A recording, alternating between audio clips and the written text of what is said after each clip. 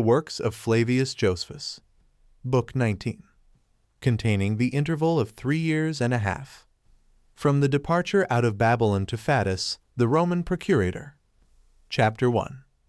How Caius I was slain by Cherea. 1. Now this Caius too did not demonstrate his madness in offering injuries only to the Jews at Jerusalem, or to those that dwelt in the neighborhood, but suffered it to extend itself through all the earth and sea, so far as was in subjection to the Romans, and filled it with 10,000 mischiefs, so many indeed in number as no former history relates. But Rome itself felt the most dismal effects of what he did, while he deemed that not to be any way more honorable than the rest of the cities, but he pulled and hauled its other citizens, but especially the Senate, and particularly the nobility, and such as had been dignified by illustrious ancestors. He also had 10,000 devices against such of the equestrian order, as it was styled, who were esteemed by the citizens equal in dignity and wealth with the senators, because out of them the senators were themselves chosen. These he treated after all ignominious manner, and removed them out of his way, while they were at once slain, and their wealth plundered, because he slew men generally in order to seize on their riches. He also asserted his own divinity, and insisted on greater honors to be paid him by his subjects than are due to mankind. He also frequented that temple of Jupiter which they style the Capitol, which is with them the most holy of all their temples, and had boldness enough to call himself the brother of Jupiter. And other pranks he did like a madman, as when he laid a bridge from the city Dicarchia, which belongs to Campania, to Misenum, another city upon the seaside, from one promontory to another, of the length of 30 furlongs, as measured over the sea. And this was done because he esteemed it to be a most tedious thing to row over it in a small ship, and thought withal that it became him to make that bridge, since he was lord of the sea, and might oblige it to give marks of obedience as well as the earth.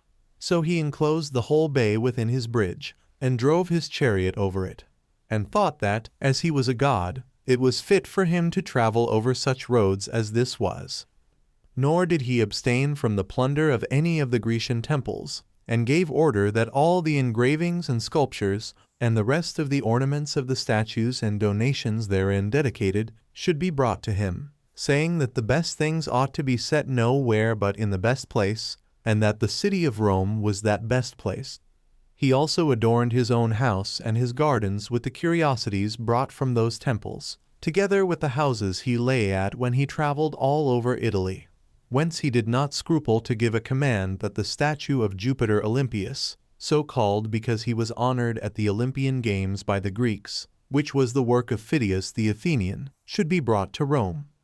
Yet did not he compass his end, because the architects told Memmius Regulus, who was commanded to remove that statue of Jupiter, that the workmanship was such as would be spoiled, and would not bear the removal. It was also reported that Memmius, both on that account, and on account of some such mighty prodigies as are of an incredible nature, put off the taking it down, and wrote to Caius those accounts, as his apology for not having done what his epistle required of him, and that when he was thence in danger of perishing, he was saved by Caius being dead himself, before he had put him to death. 2. Nay, Caius's madness came to this height, that when he had a daughter born, he carried her into the Capitol, and put her upon the knees of the statue, and said that the child was common to him and to Jupiter, and determined that she had 2 fathers, but which of these fathers were the greatest he left undetermined, and yet mankind bore him in such his pranks. He also gave leave to slaves to accuse their masters of any crimes whatsoever they pleased. For all such accusations were terrible, because they were in great part made to please him, and at his suggestion, insomuch that Pollux, Claudius's slave, had the boldness to lay an accusation against Claudius himself. And Caius was not ashamed to be present at his trial of life and death, to hear that trial of his own uncle, in hopes of being able to take him off, although he did not succeed to his mind.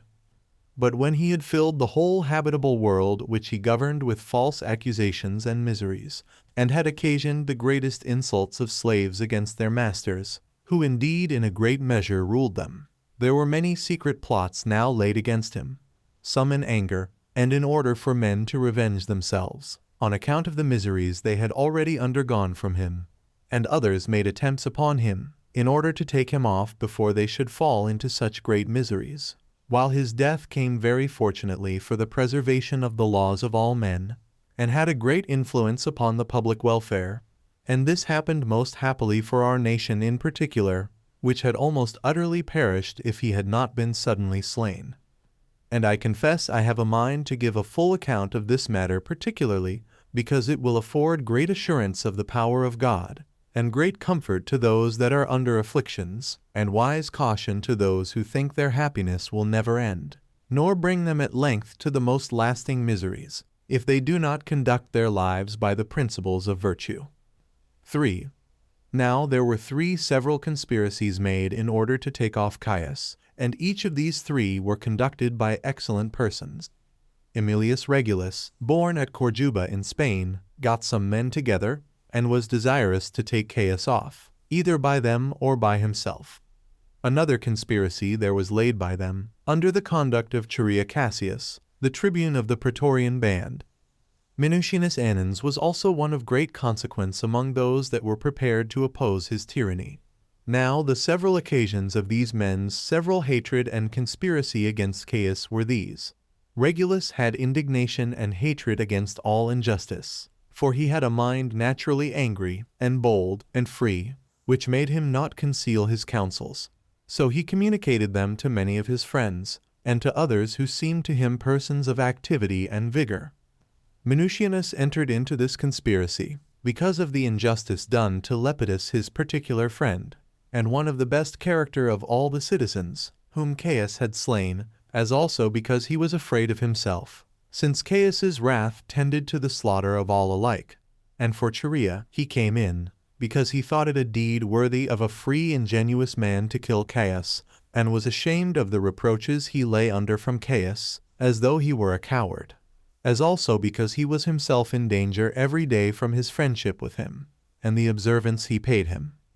These men proposed this attempt to all the rest that were concerned, who saw the injuries that were offered them, and were desirous that Caius's slaughter might succeed by their mutual assistance of one another, and they might themselves escape being killed by the taking off Caius, that perhaps they should gain their point, and that it would be a happy thing, if they should gain it, to approve themselves to so many excellent persons, as earnestly wished to be partakers with them in their design for the delivery of the city and of the government, even at the hazard of their own lives.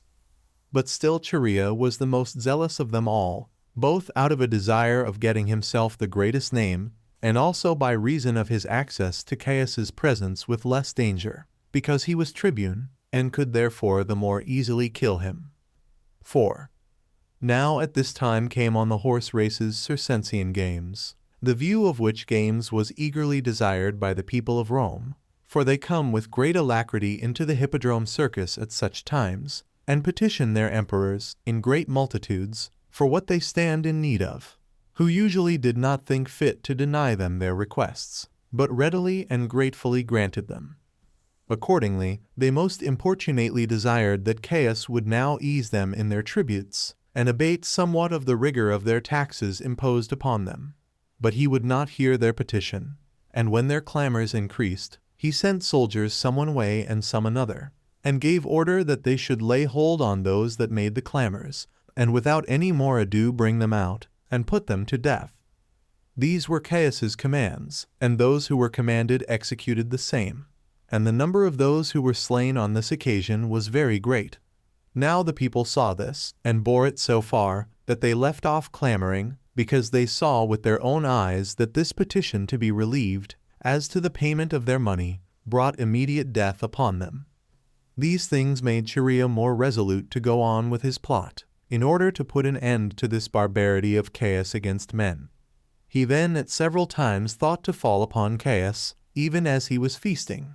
Yet did he restrain himself by some considerations, not that he had any doubt on him about killing him, but as watching for a proper season, that the attempt might not be frustrated, but that he might give the blow so as might certainly gain his purpose. 5.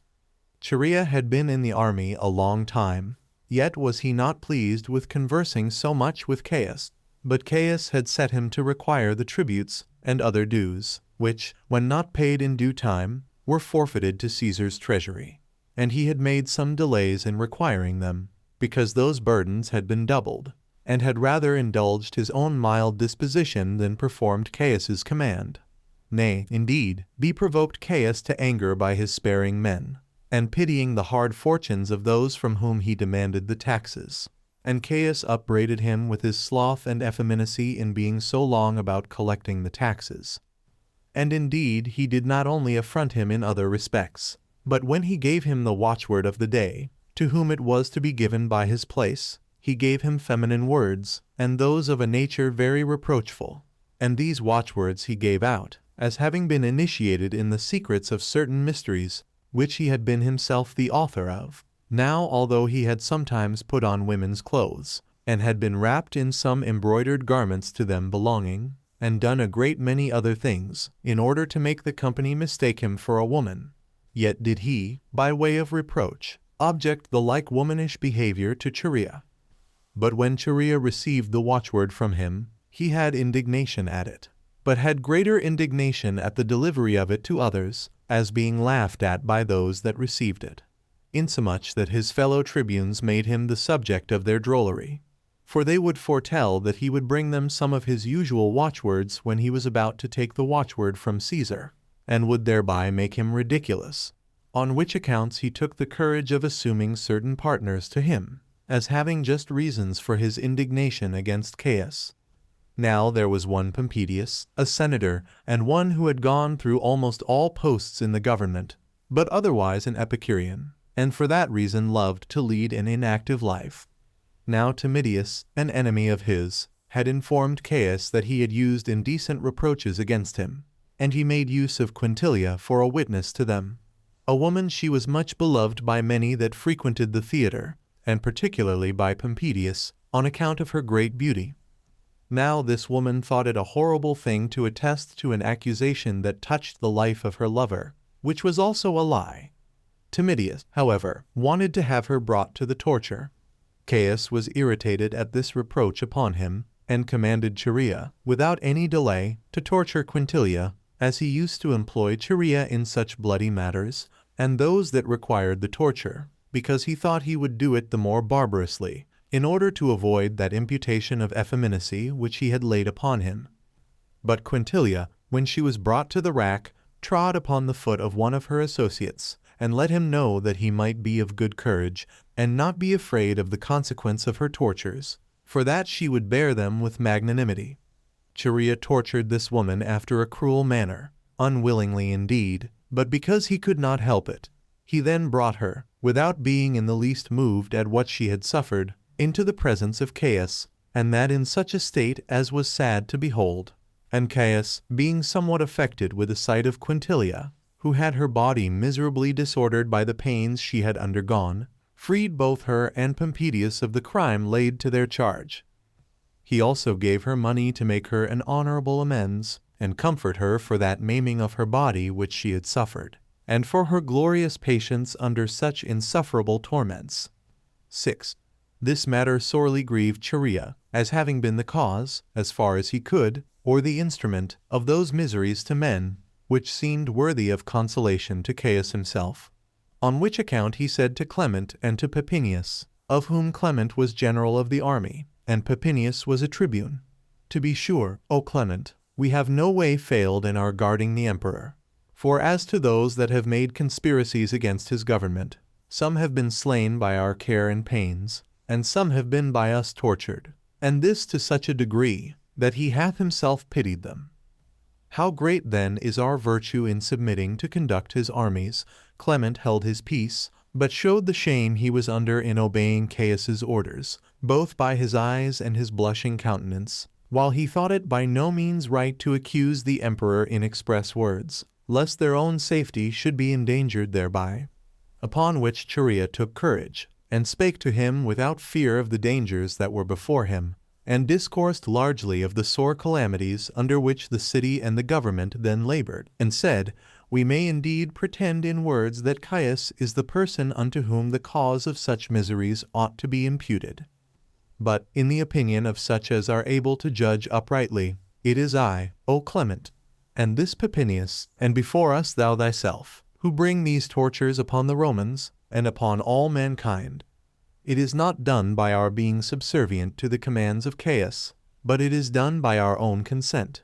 For whereas it is in our power to put an end to the life of this man, who hath so terribly injured the citizens and his subjects, we are his guard in mischief, and his executioners instead of his soldiers, and are the instruments of his cruelty.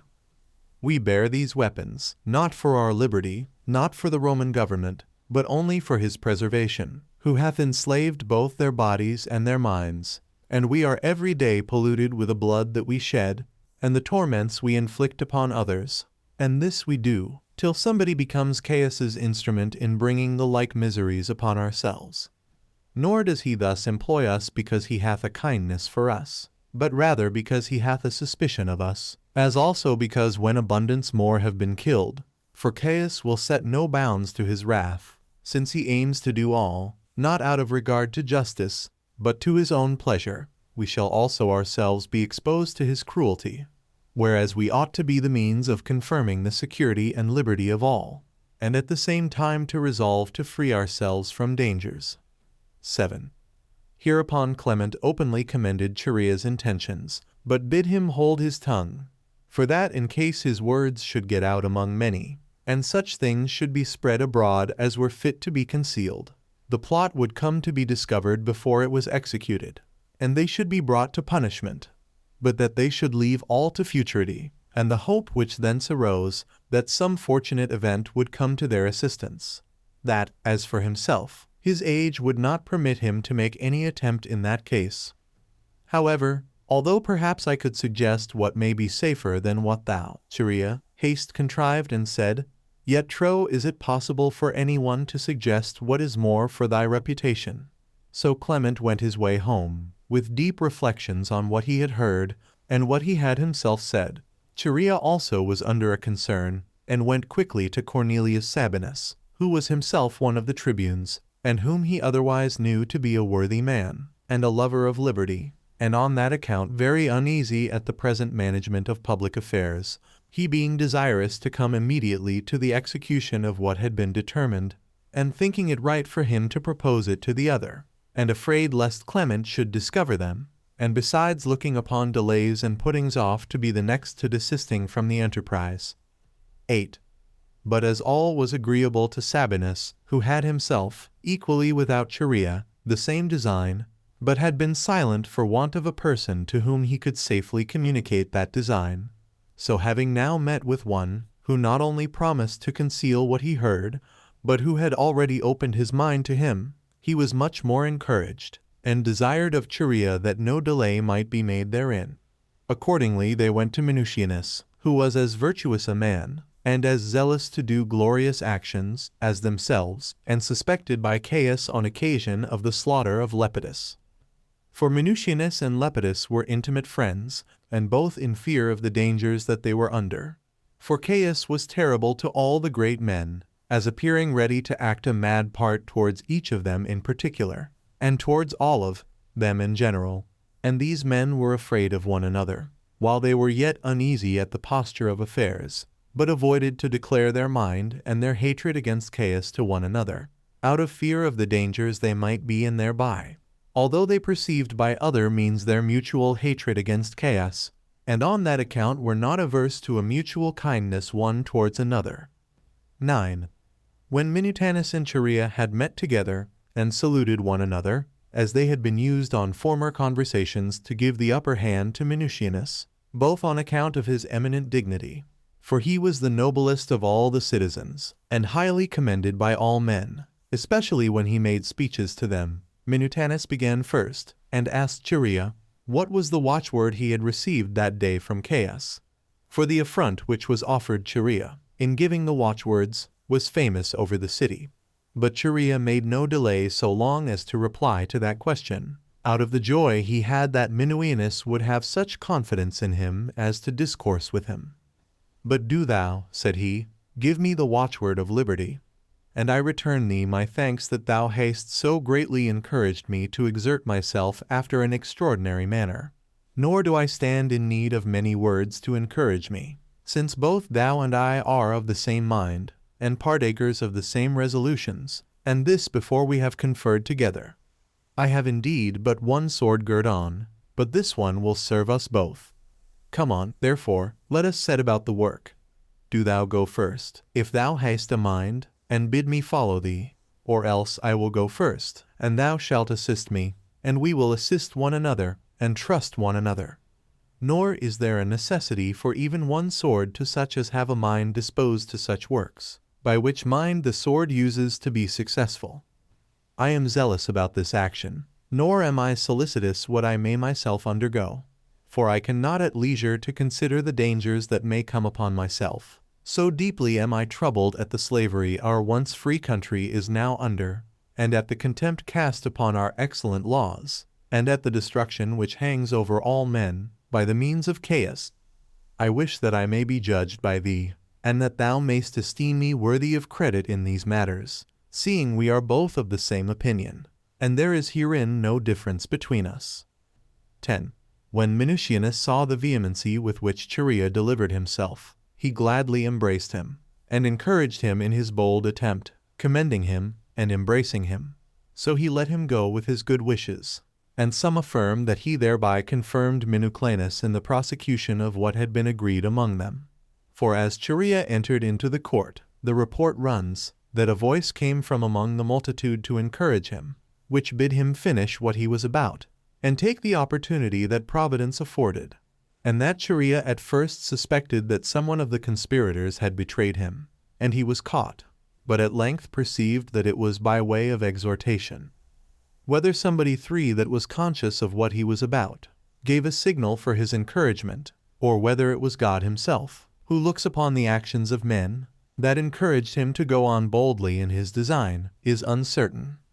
The plot was now communicated to a great many, and they were all in their armor, some of the conspirators being senators, and some of the equestrian order, and as many of the soldiery as were made acquainted with it.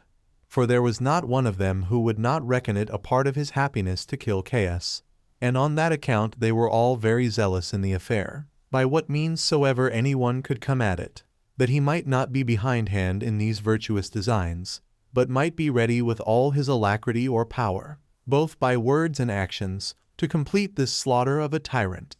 And besides these, Callistus also, who was a freedman of Caius, and was the only man that had arrived at the greatest degree of power under him, such a power, indeed, as was in a manner equal to the power of the tyrant himself, by the dread that all men had of him, and by the great riches he had acquired.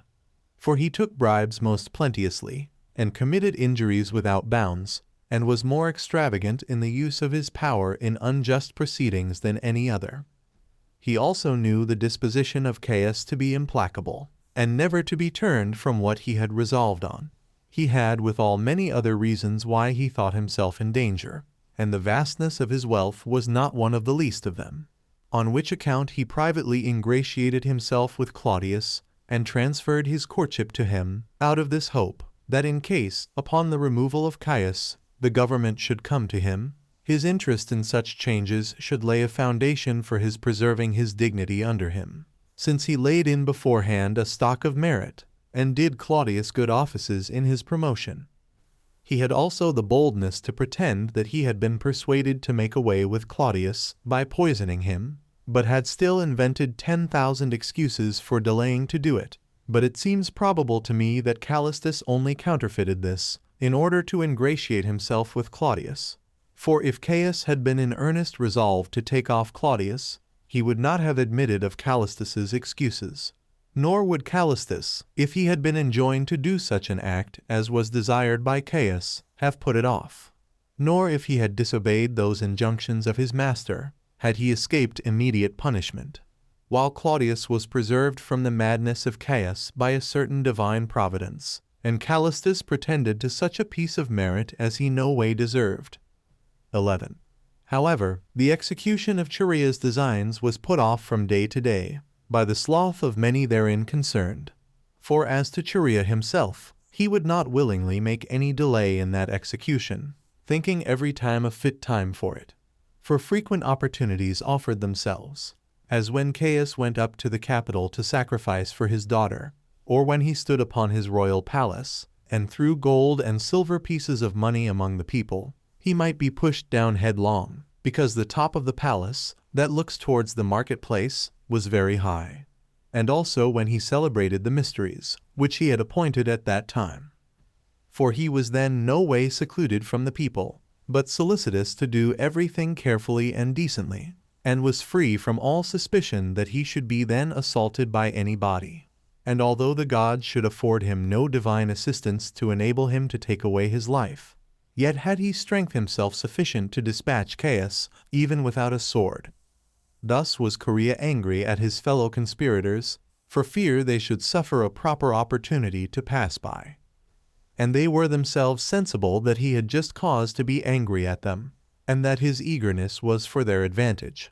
Yet did they desire he would have a little longer patience, lest, upon any disappointment they might meet with, they should put the city into disorder, and an inquisition should be made after the conspiracy, and should render the courage of those that were to attack Caius without success, while he would then secure himself more carefully than ever against them. That it would therefore be the best to set about the work when the shows were exhibited in the palace. These shows were acted in honor of that Caesar who first of all changed the popular government, and transferred it to himself. Galleries being fixed before the palace, where the Romans that were patricians became spectators, together with their children and their wives, and Caesar himself was to be also a spectator. And they reckoned, among those many 10,000s who would there be crowded into a narrow compass, they should have a favorable opportunity to make their attempt upon him as he came in, because his guards that should protect him, if any of them should have a mind to do it, would not here be able to give him any assistance. 12.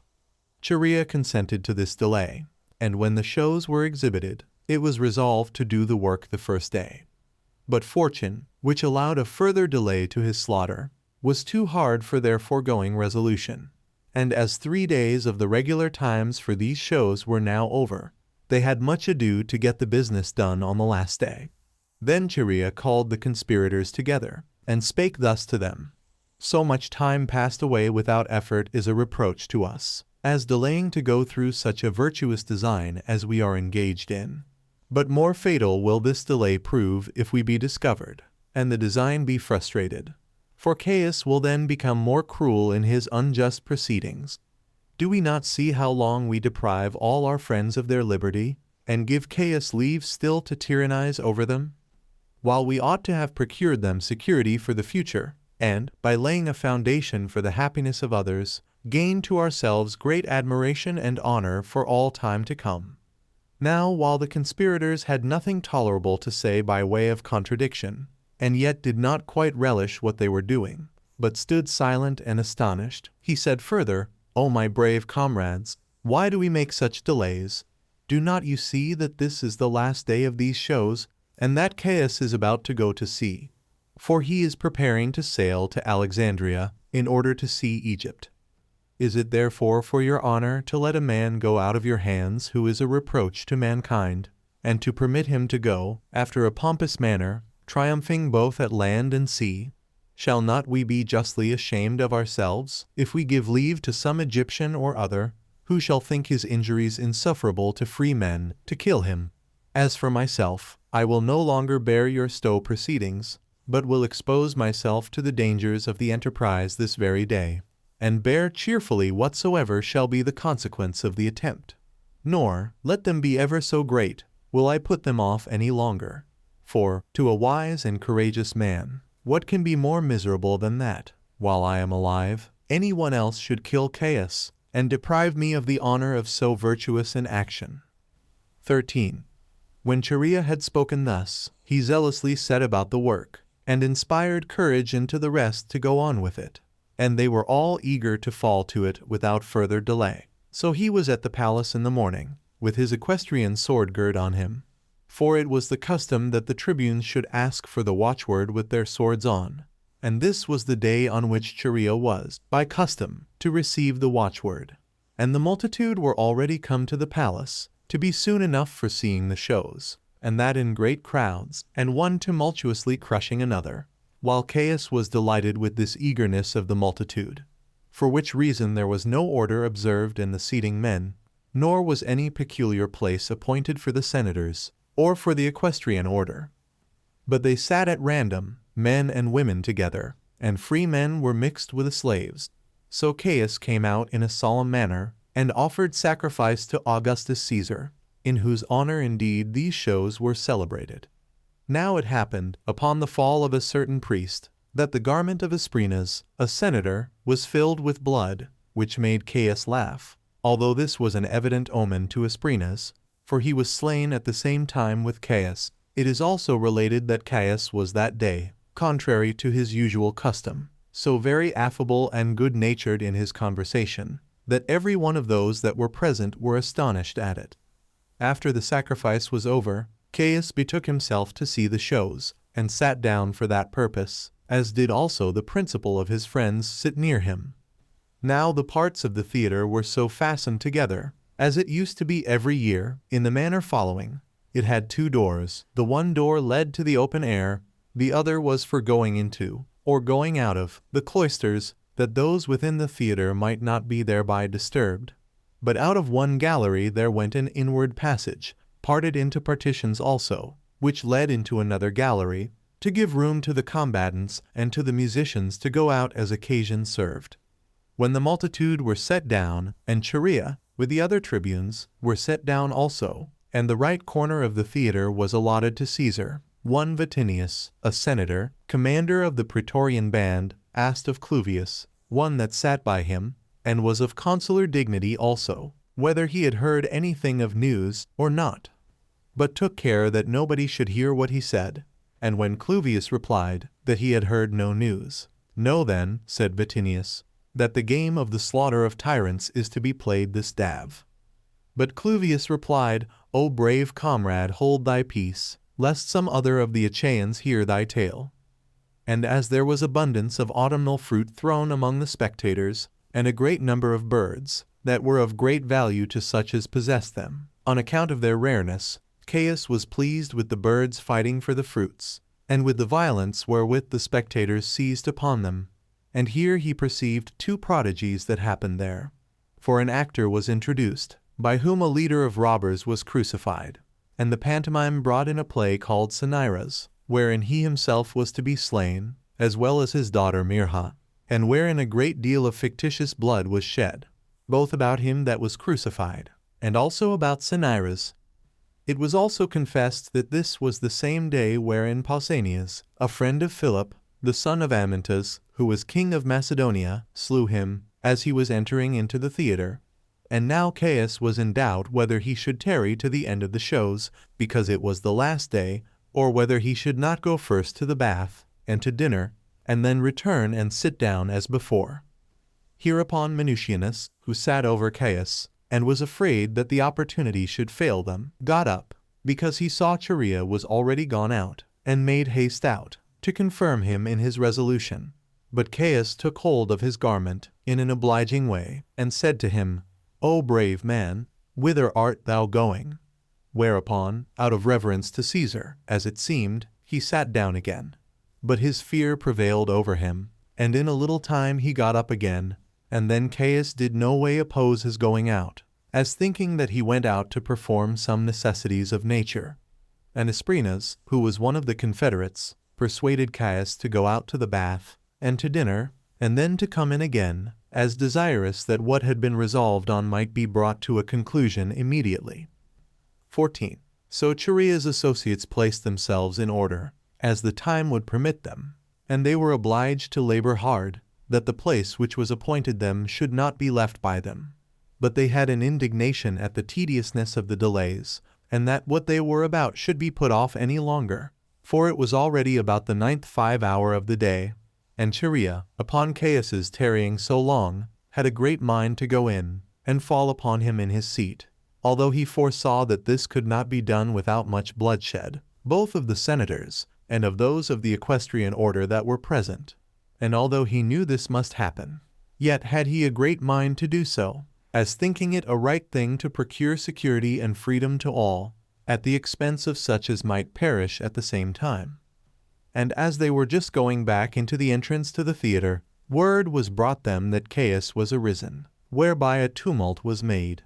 Hereupon the conspirators thrust away the crowd, under pretense as if Caius was angry at them, but in reality as desirous to have a quiet place, that should have none in it to defend him, while they set about Caius's slaughter.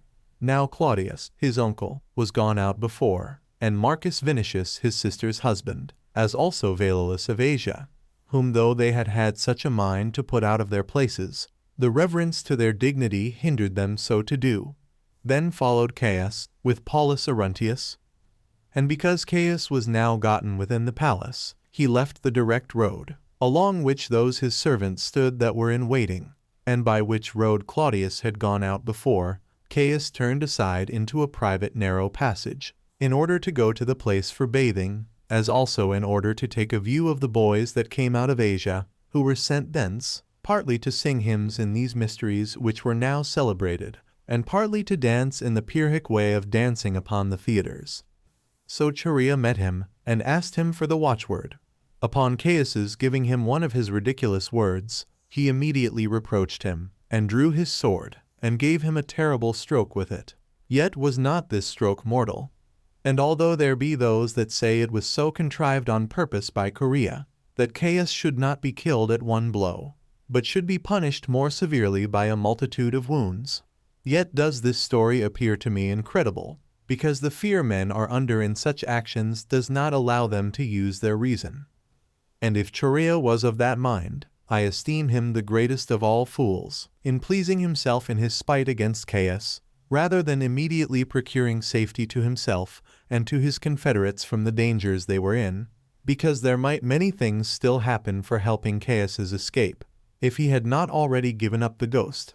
For certainly Chaerea would have regard, not so much to the punishment of Caius, as to the affliction himself and his friends were in, while it was in his power, after such success, to keep silent, and to escape the wrath of Caius's defenders, and not to leave it to uncertainty whether he should gain the end he aimed at or not, and after an unreasonable manner to act as if he had a mind to ruin himself, and lose the opportunity that lay before him.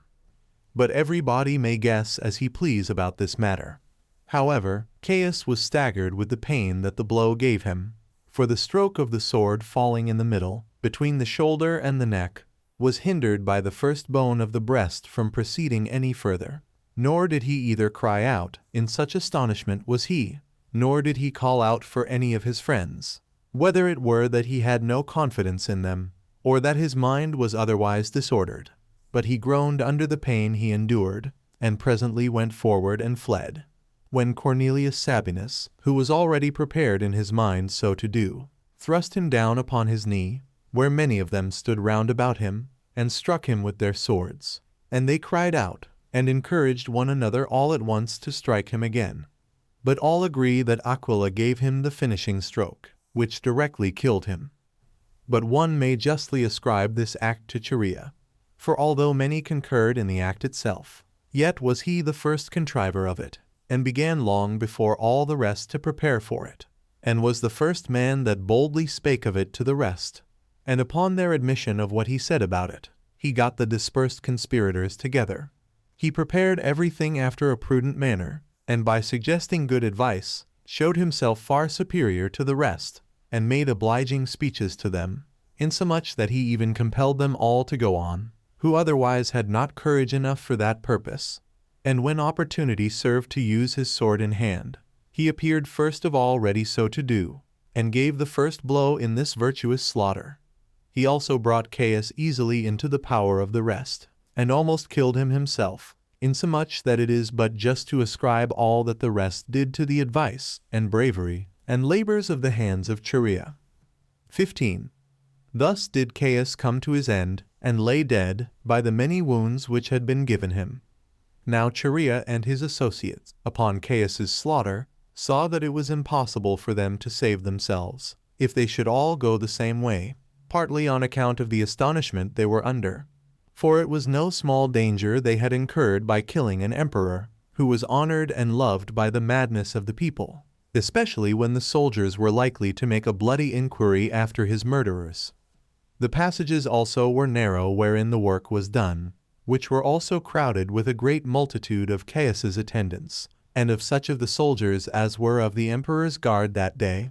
Whence it was that they went by other ways, and came to the house of Germanicus, the father of Caius, whom they had now killed, which house adjoined to the palace. For while the edifice was one, it was built in its several parts by those particular persons who had been emperors, and those parts bear the names of those that built them, or the name of him who had begun to build its parts.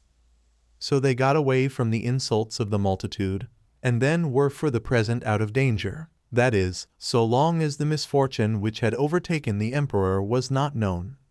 The Germans were the first who perceived that Caius was slain.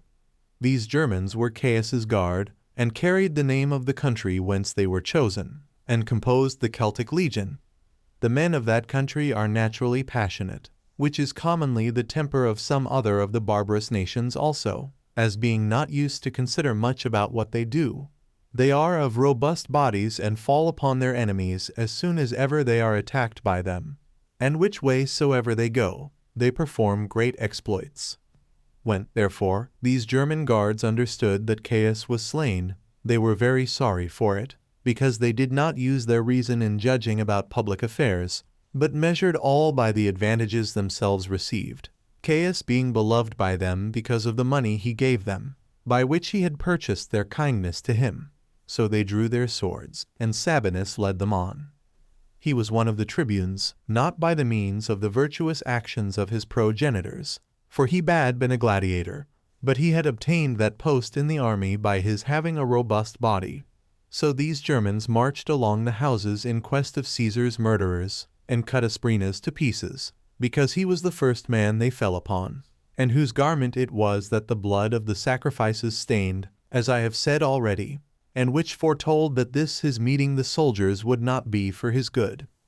Then did Norbanus meet them, who was one of the principal nobility of, and could show many generals of armies among his ancestors. But they paid no regard to his dignity.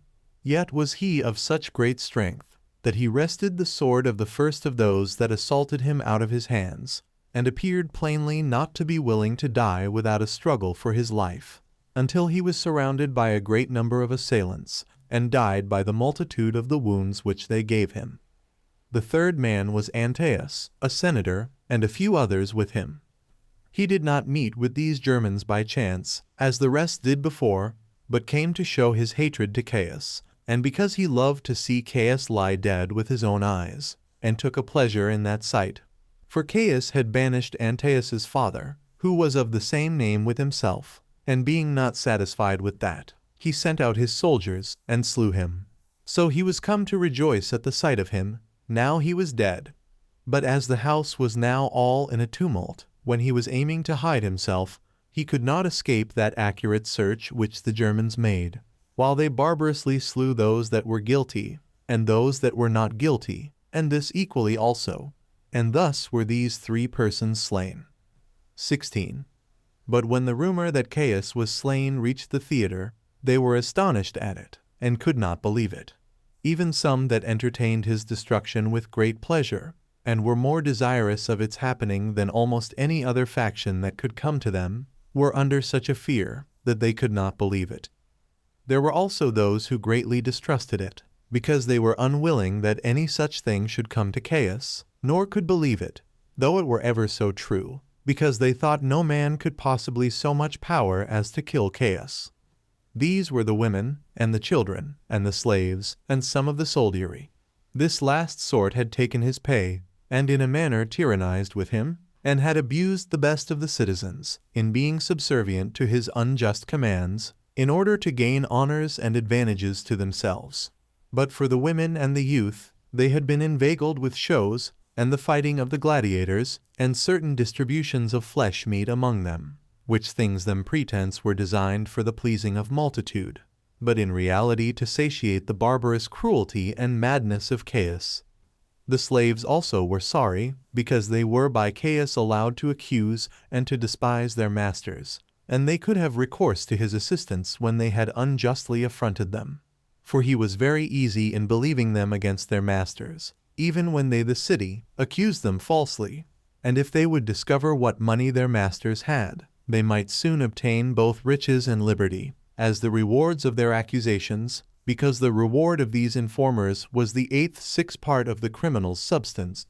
As to the nobles, although the report appeared credible to some of them, either because they knew of the plot beforehand, or because they wished it might be true, however, they concealed not only the joy they had at the relation of it, but that they had heard anything at all about it.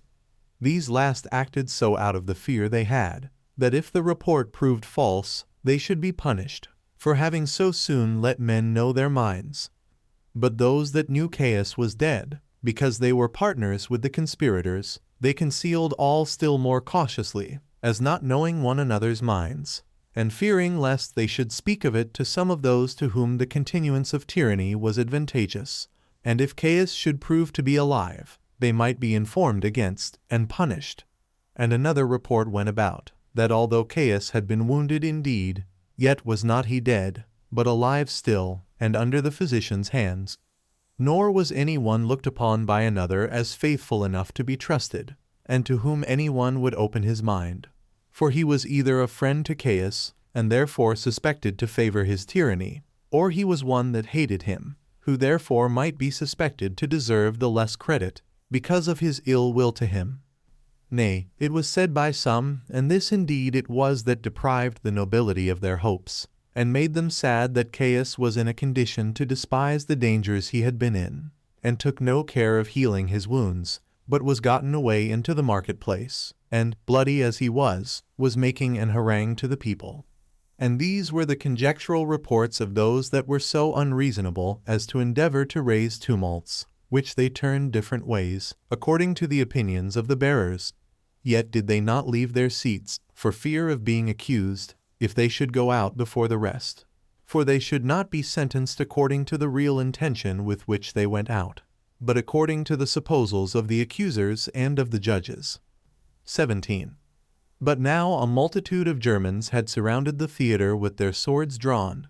All the spectators looked for nothing but death, and at every one coming in a fear seized upon them, as if they were to be cut in pieces immediately.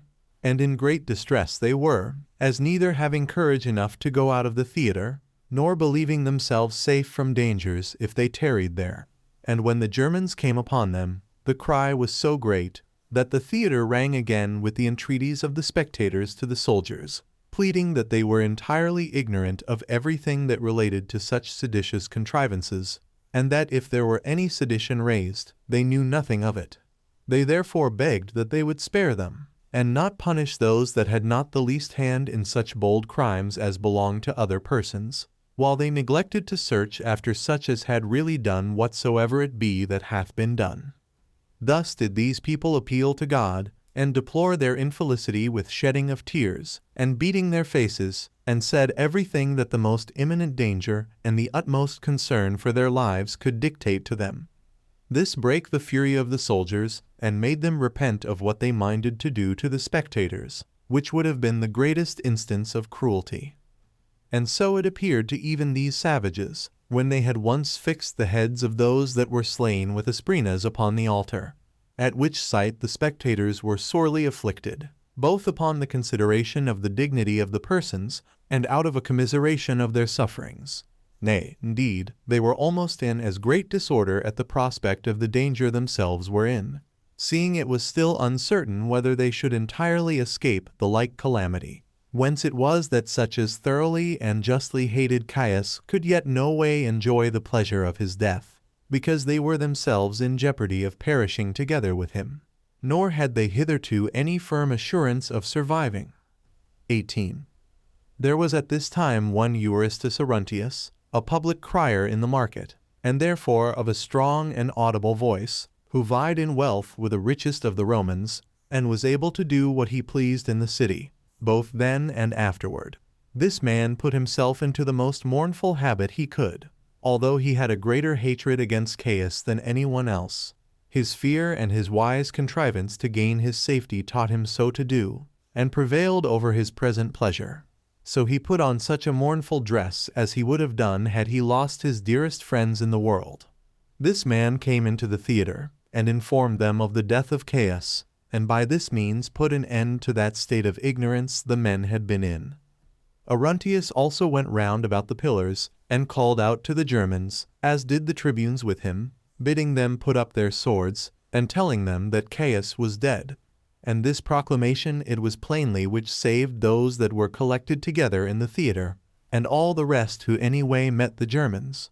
For while they had hopes that Caius had still any breath in him, they abstained from no sort of mischief, and such an abundant kindness they still had for Caius, that they would willingly have prevented the plot against him, and procured his escape from so sad a misfortune, at the expense of their own lives.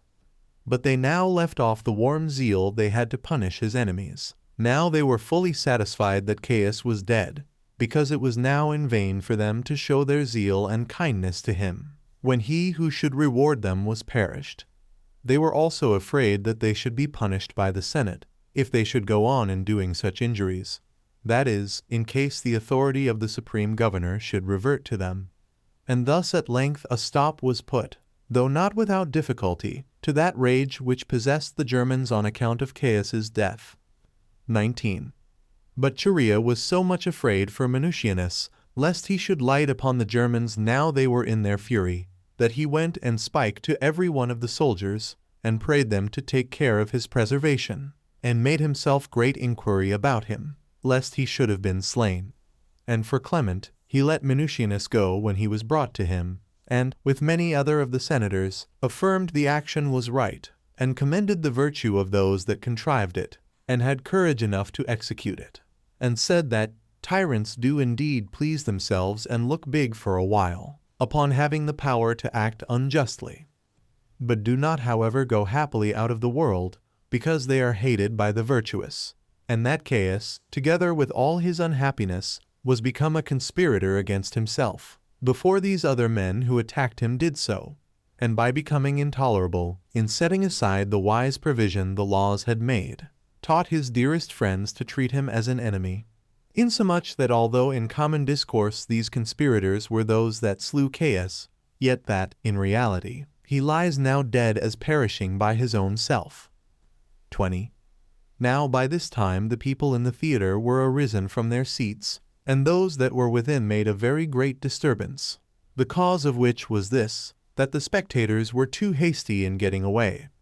There was also one Elian, a physician, who hurried away, as if to cure those that were wounded, and under that pretense he sent those that were with him to fetch what things were necessary for the healing of those wounded persons, but in reality to get them clear of the present dangers they were in.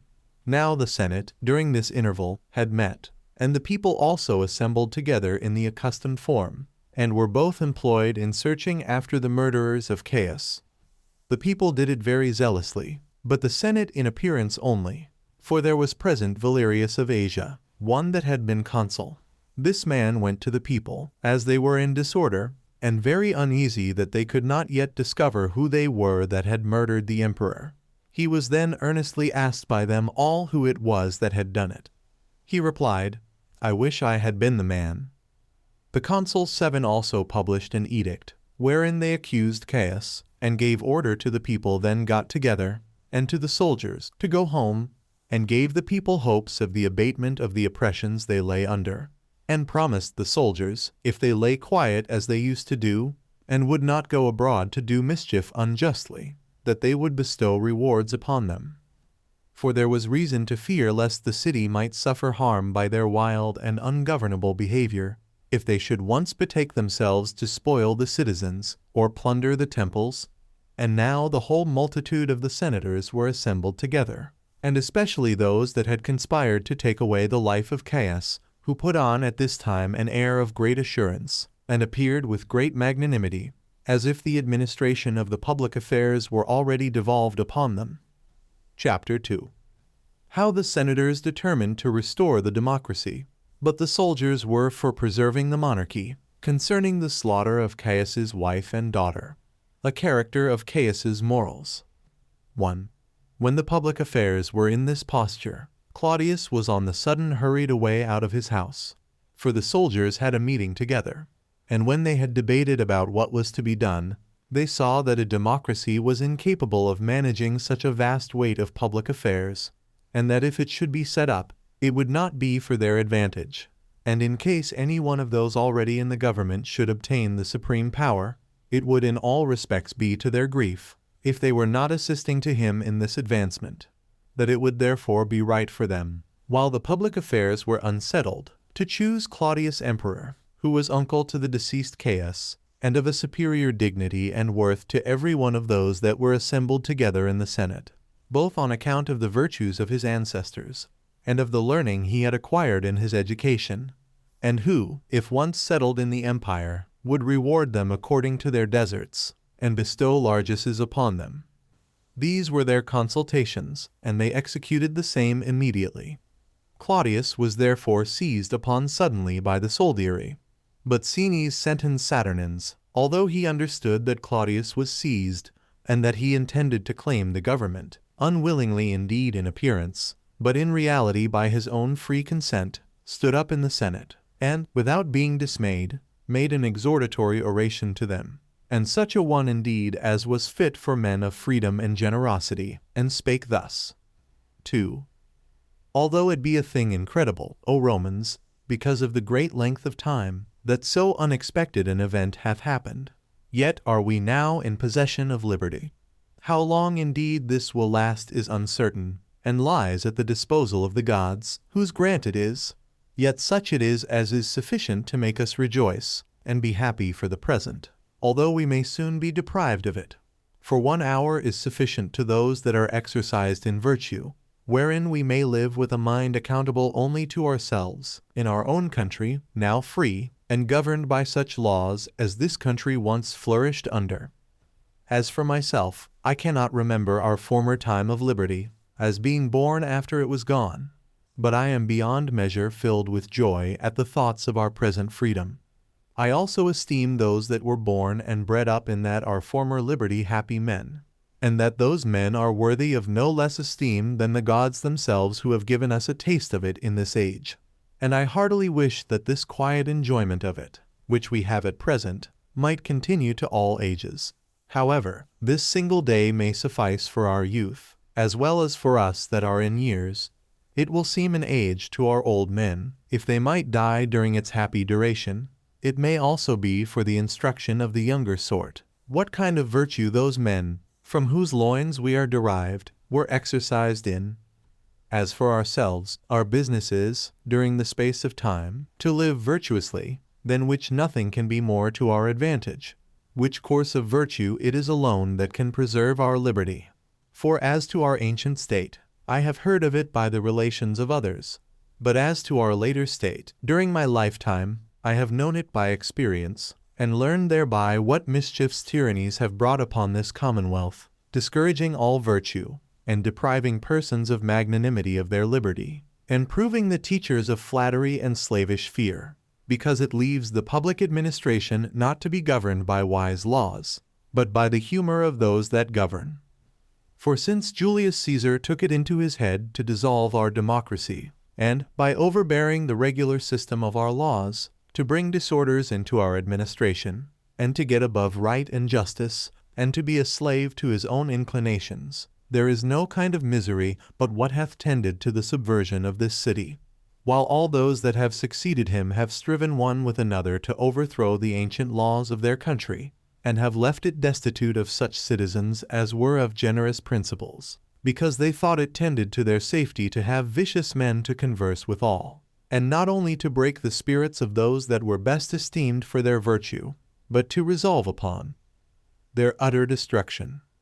Of all which emperors, who have been many in number, and who laid upon us insufferable hardships during the times of their government, this Caius, who hath been slain today, hath brought more terrible calamities upon us than did all the rest, not only by exercising his ungoverned rage upon his fellow citizens, but also upon his kindred and friends, and alike upon all others, and by inflicting still greater miseries upon them, as punishments, which they never deserved, he being equally furious against men and against the gods. For tyrants are not content to gain their sweet pleasure, and this by acting injuriously, and in the vexation they bring both upon men's estates and their wives. But they look upon that to be their principal advantage, when they can utterly overthrow the entire families of their enemies, while all lovers of liberty are the enemies of tyranny. Nor can those that patiently endure what miseries they bring on them gain their friendship. For as they are conscious of the abundant mischiefs they have brought on these men, and how magnanimously they have borne their hard fortunes, they cannot but be sensible what evils they have done, and thence only depend on security from what they are suspicious of, if it may be in their power to take them quite out of the world.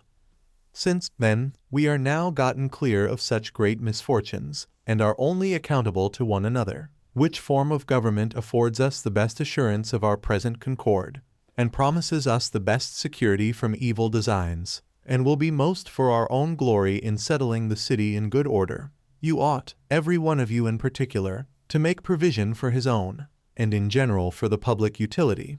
Or, on the contrary, they may declare their dissent to such things as have been proposed, and this without any hazard of danger to come upon them, because they have now no lord set over them, who, without fear of punishment, could do mischief to the city, and had an uncontrollable power to take off those that freely declared their opinions.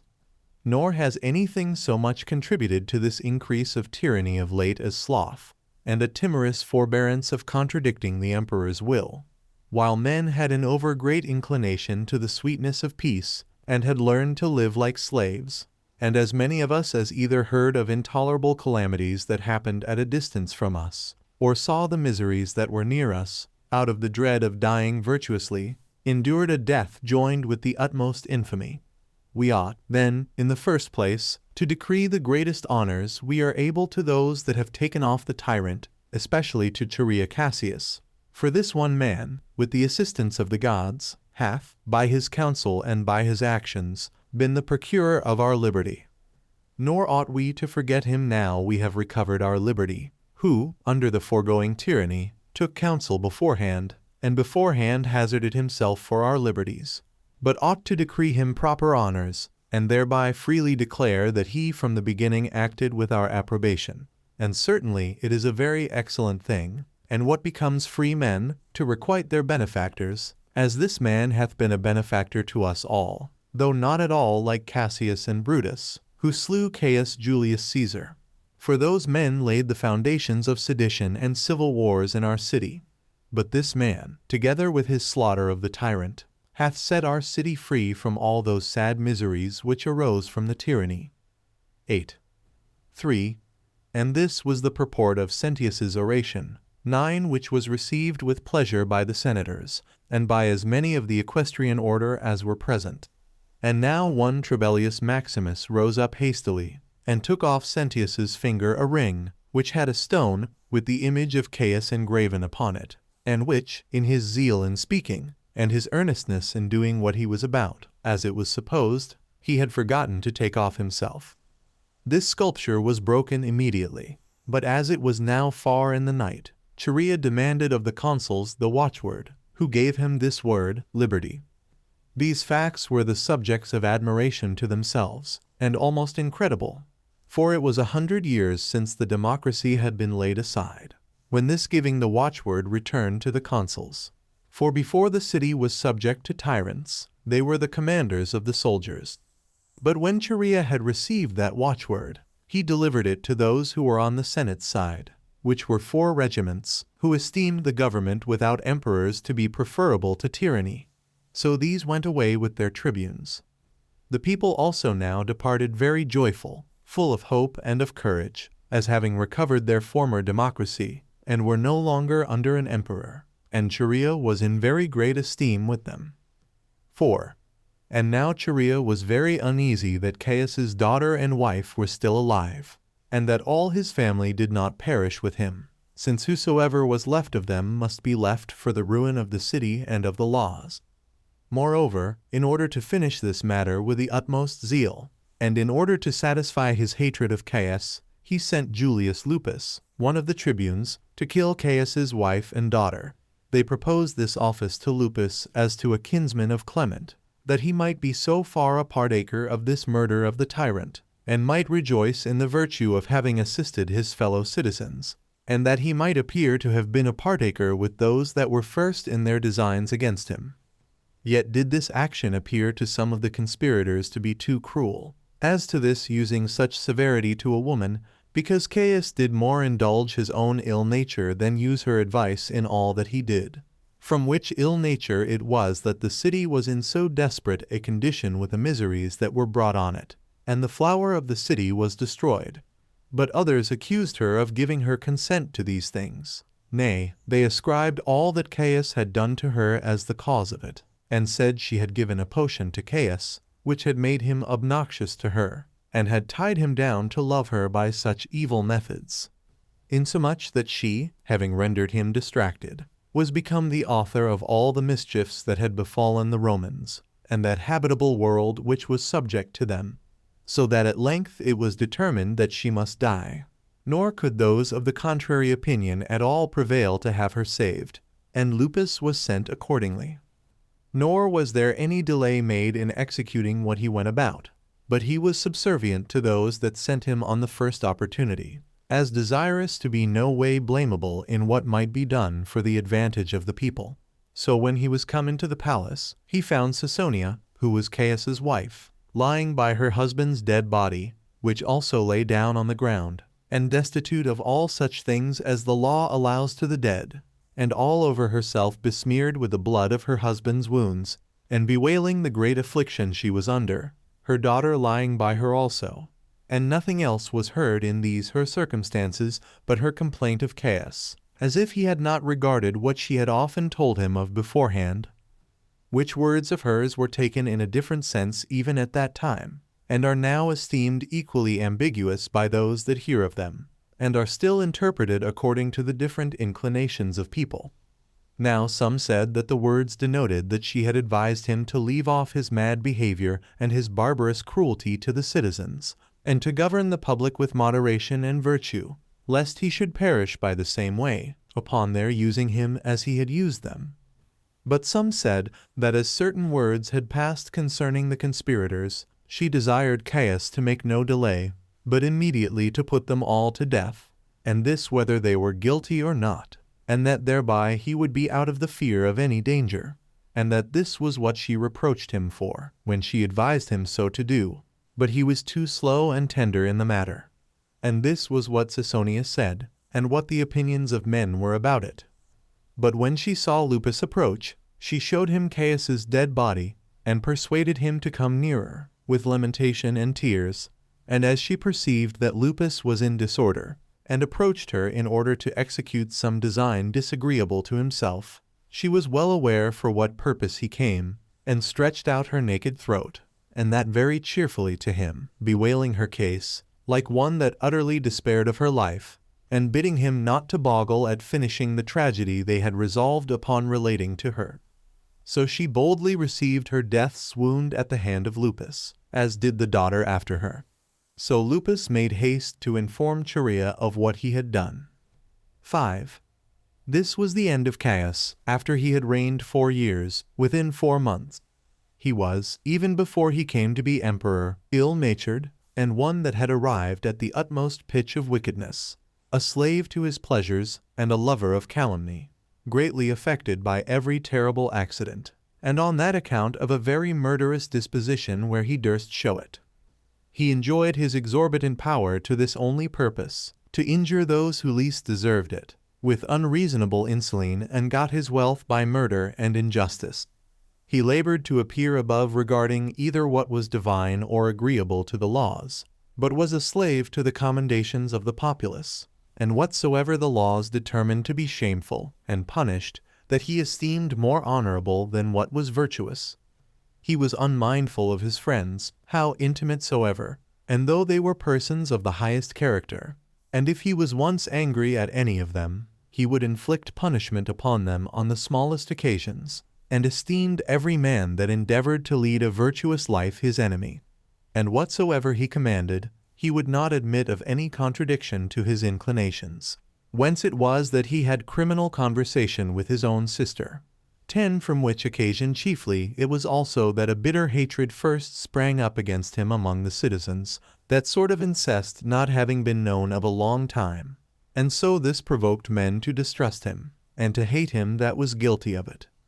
And for any great or royal work that he ever did, which might be for the present and for future ages, nobody can name any such, but only the haven that he made about Rhegium and Sicily, for the reception of the ships that brought corn from Egypt, which was indeed a work without dispute very great in itself, and of very great advantage to the navigation. Yet was not this work brought to perfection by him, but was the one half of it left imperfect, by reason of his want of application to it. The cause of which was this, that he employed his studies about useless matters, and that by spending his money upon such pleasures as concerned no one's benefit but his own, he could not exert his liberality in things that were undeniably of great consequence. Otherwise he was an excellent orator, and thoroughly acquainted with the Greek tongue, as well as with his own country or Roman language. He was also able, offhand and readily, to give answers to compositions made by others, of considerable length and accuracy. He was also more skillful in persuading others to very great things than anyone else, and this from a natural affability of temper, which had been improved by much exercise and pains-taking. For as he was the grandson 11 of the brother of Tiberius, whose successor he was, this was a strong inducement to his acquiring of learning, because Tiberius aspired after the highest pitch of that sort of reputation, and Caius aspired after the like glory for eloquence, being induced thereto by the letters of his kinsman and his emperor. He was also among the first rank of his own citizens. But the advantages he received from his learning did not countervail the mischief he brought upon himself in the exercise of his authority. So difficult it is for those to obtain the virtue that is necessary for a wise man, who have the absolute power to do what they please without control. At the first he got himself such friends as were in all respects the most worthy, and was greatly beloved by them, while he imitated their zealous application to the learning and to the glorious actions of the best men. But when he became insolent towards them, they laid aside the kindness they had for him, and began to hate him, from which hatred came that plot which they raised against him, and wherein he perished. Chapter 3. How Claudius was seized upon and brought out of his house and brought to the camp, and how the Senate sent an embassage to him. 1. Now Claudius, as I said before, went out of that way along which Caius was gone, and as the family was in a mighty disorder upon the sad accident of the murder of Caius, he was in great distress how to save himself, and was found to have hidden himself in a certain narrow place, 12 though he had no other occasion for suspicion of any dangers, besides the dignity of his birth. For while he was a private man, he behaved himself with moderation, and was contented with his present fortune, applying himself to learning, and especially to that of the Greeks, and keeping himself entirely clear from everything that might bring on any disturbance.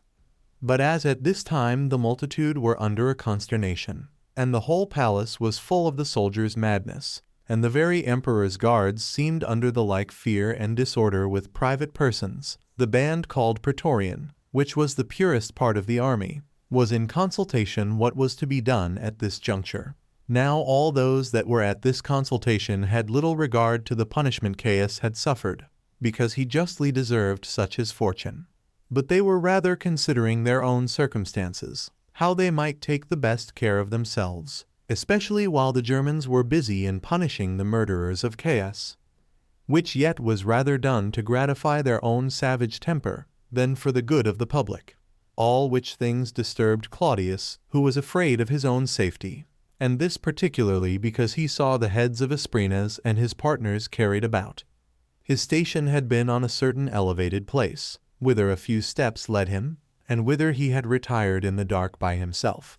But when Gratus, who was one of the soldiers that belonged to the palace, saw him, but did not well know by his countenance who he was, because it was dark, though he could well judge that it was a man who was privately there on some design, he came nearer to him, and when Claudius desired that he would retire, be discovered who he was, and owned him to be Claudius.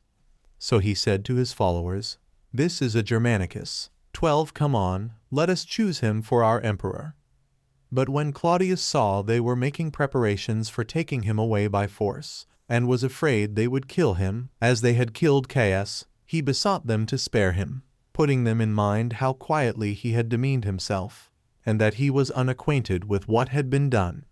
Hereupon Gratus smiled upon him, and took him by the right hand, and said, "Leave off, sir, these low thoughts of saving yourself, while you ought to have greater thoughts, even of obtaining the empire, which the gods, out of their concern for the habitable world, by taking Caius out of the way, commit to thy virtuous conduct. Go to, therefore, and accept of the throne of thy ancestors." So they took him up and carried him, because he was not then able to go on foot. Such was his dread and his joy at what was told him. 2.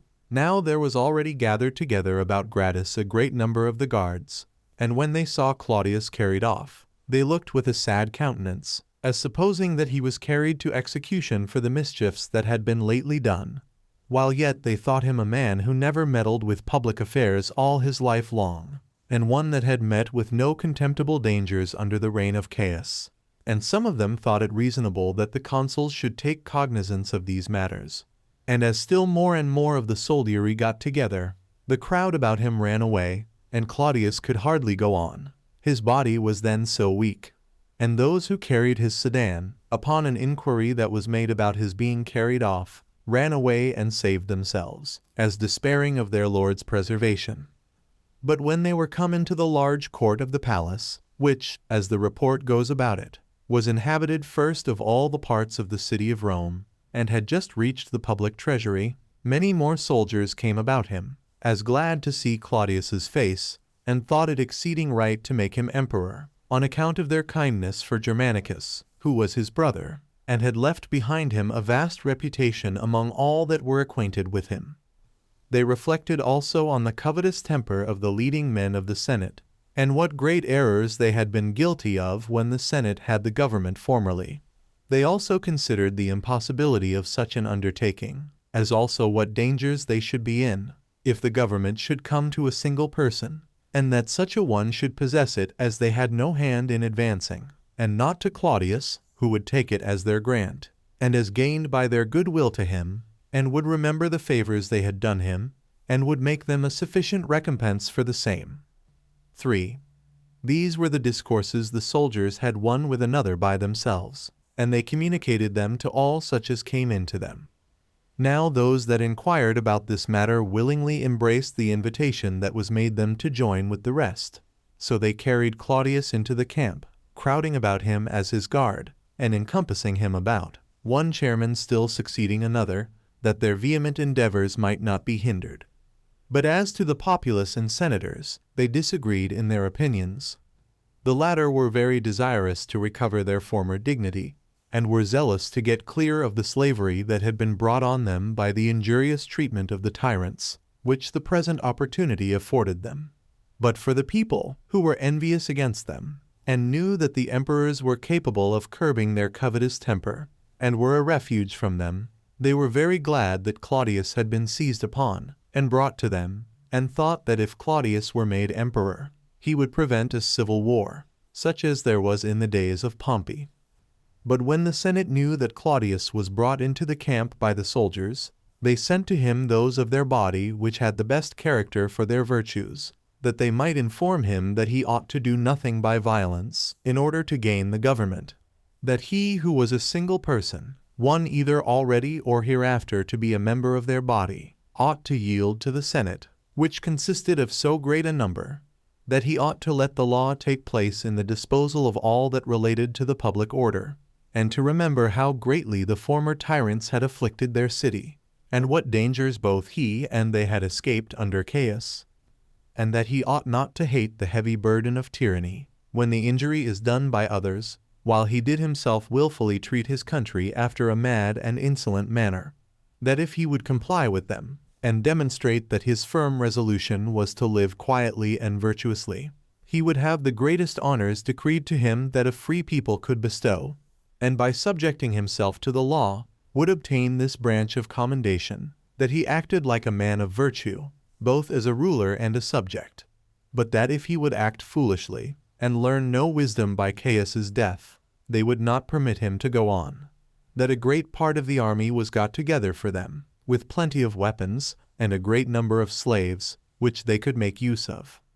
That good hope was a great matter in such cases, as was also good fortune, and that the gods would never assist any others but those that undertook to act with virtue and goodness, who can be no other than such as fight for the liberty of their country.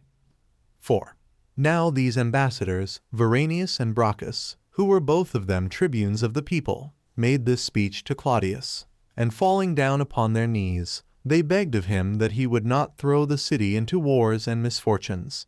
But when they saw what a multitude of soldiers encompassed and guarded Claudius, and that the forces that were with the consuls were, in comparison of them, perfectly inconsiderable, they added, that if he did desire the government, he should accept of it as given by the Senate, that he would prosper better and be happier if he came to it, not by the injustice, but by the good will of those that would bestow it upon him. Chapter 4. What things King Agrippa did for Claudius, and how Claudius, when he had taken the government, commanded the murderers of Caius to be slain. 1. Now Claudius, though he was sensible after what an insolent manner the Senate had sent to him, yet did he, according to their advice, behave himself for the present with moderation, but not so far that he could not recover himself out of his fright. So he was encouraged to claim the government partly by the boldness of the soldiers, and partly by the persuasion of King Agrippa, who exhorted him not to let such a dominion slip out of his hands, when it came thus to him of its own accord. Now this Agrippa, with relation to Caius, did what became one that had been so much honored by him. For he embraced Caius's body after he was dead, and laid it upon a bed, and covered it as well as he could, and went out to the guards, and told them that Caius was still alive. But he said that they should call for physicians, since he was very ill of his wounds. But when he had learned that Claudius was carried away violently by the soldiers, he rushed through the crowd to him, and when he found that he was in disorder, and ready to resign up the government to the Senate, he encouraged him, and desired him to keep the government. But when he had said this to Claudius, he retired home.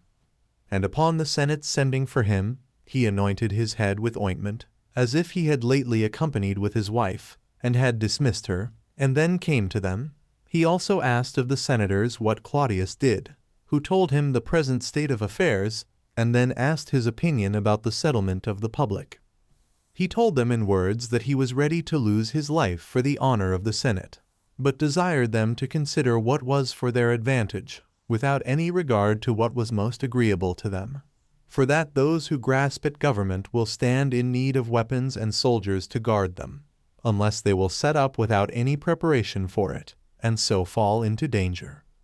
And when the Senate replied that they would bring in weapons in abundance, and money, and that as to an army, a part of it was already collected together for them, and they would raise a larger one by giving the slaves their liberty, Agrippa made answer, O senators, may you be able to compass what you have a mind to.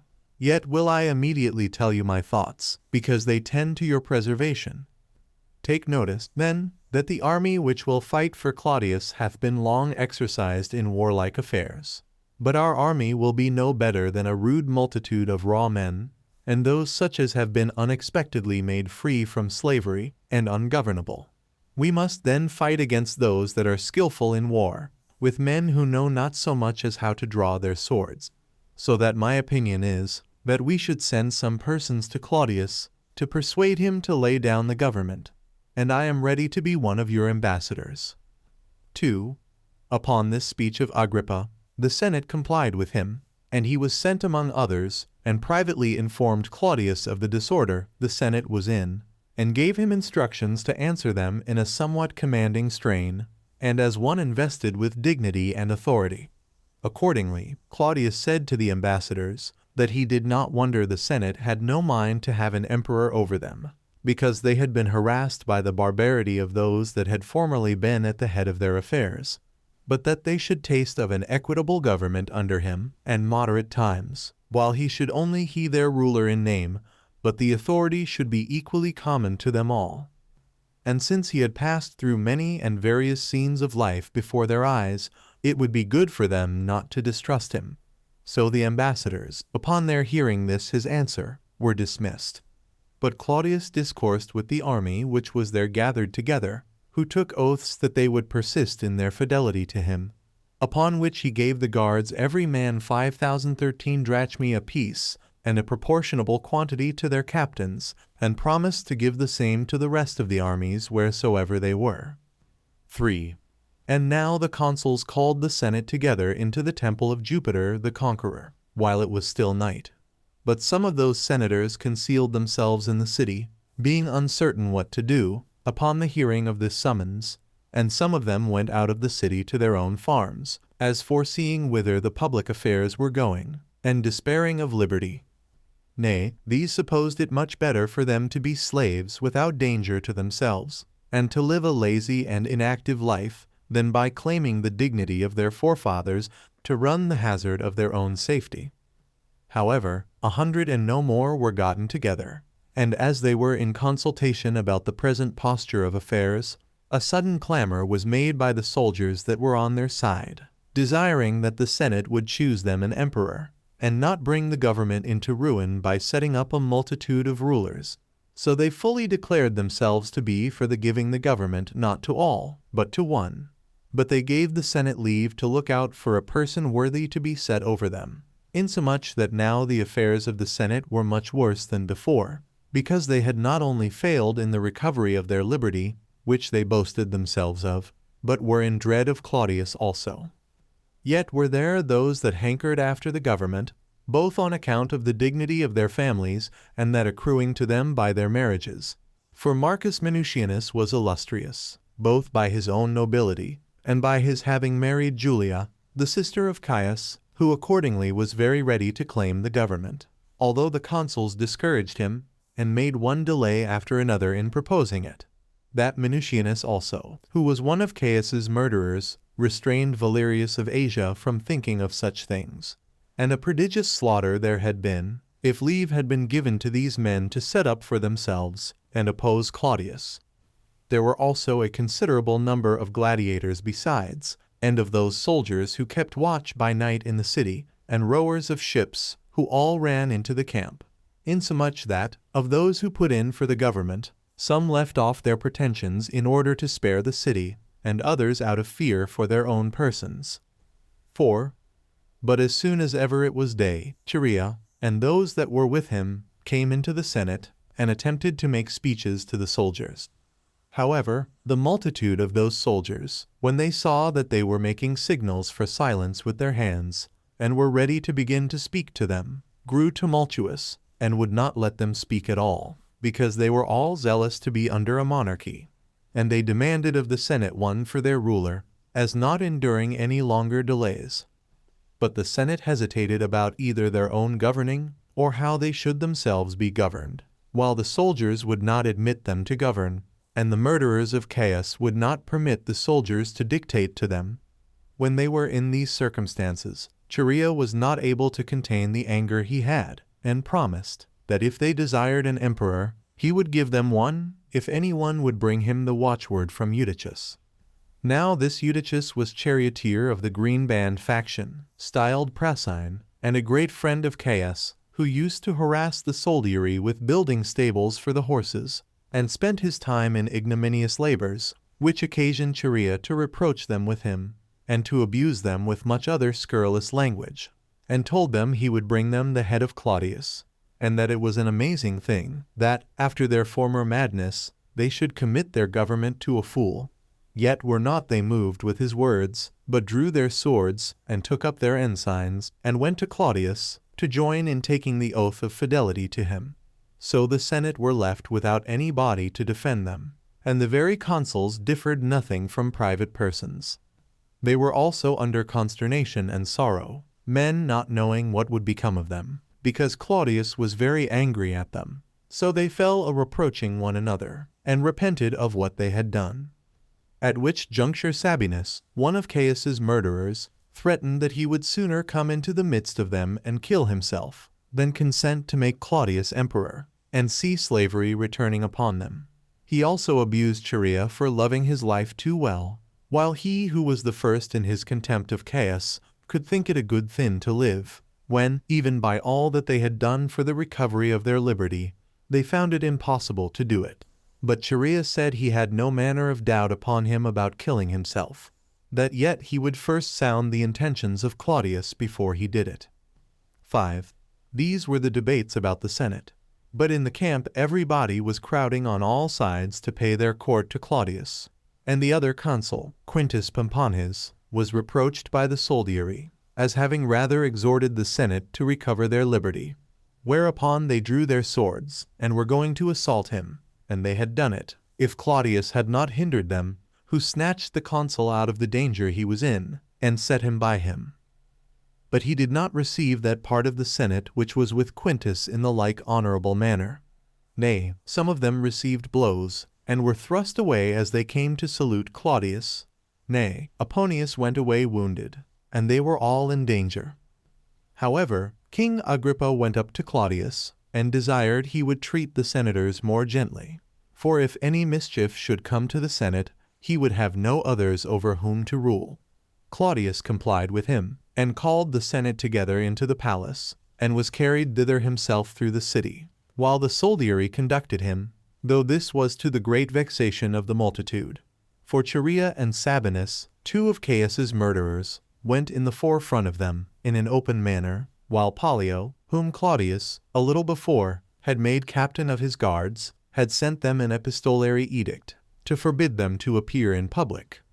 Then did Claudius, upon his coming to the palace, get his friends together, and desired their suffrages about Cherea. They said that the work he had done was a glorious one, but they accused him that he did it of perfidiousness, and thought it just to inflict the punishment of death upon him, to discountenance such actions for the time to come.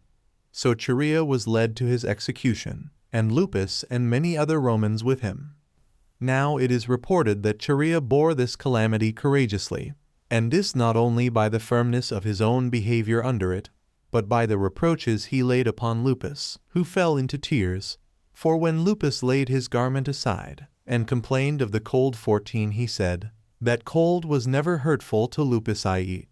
a wolf, and as a great many men went along with them to see the sight, when Cherea came to the place, he asked the soldier who was to be their executioner, whether this office was what he was used to, or whether this was the first time of his using his sword in that manner, and desired him to bring him that very sword with which he himself slew Caius.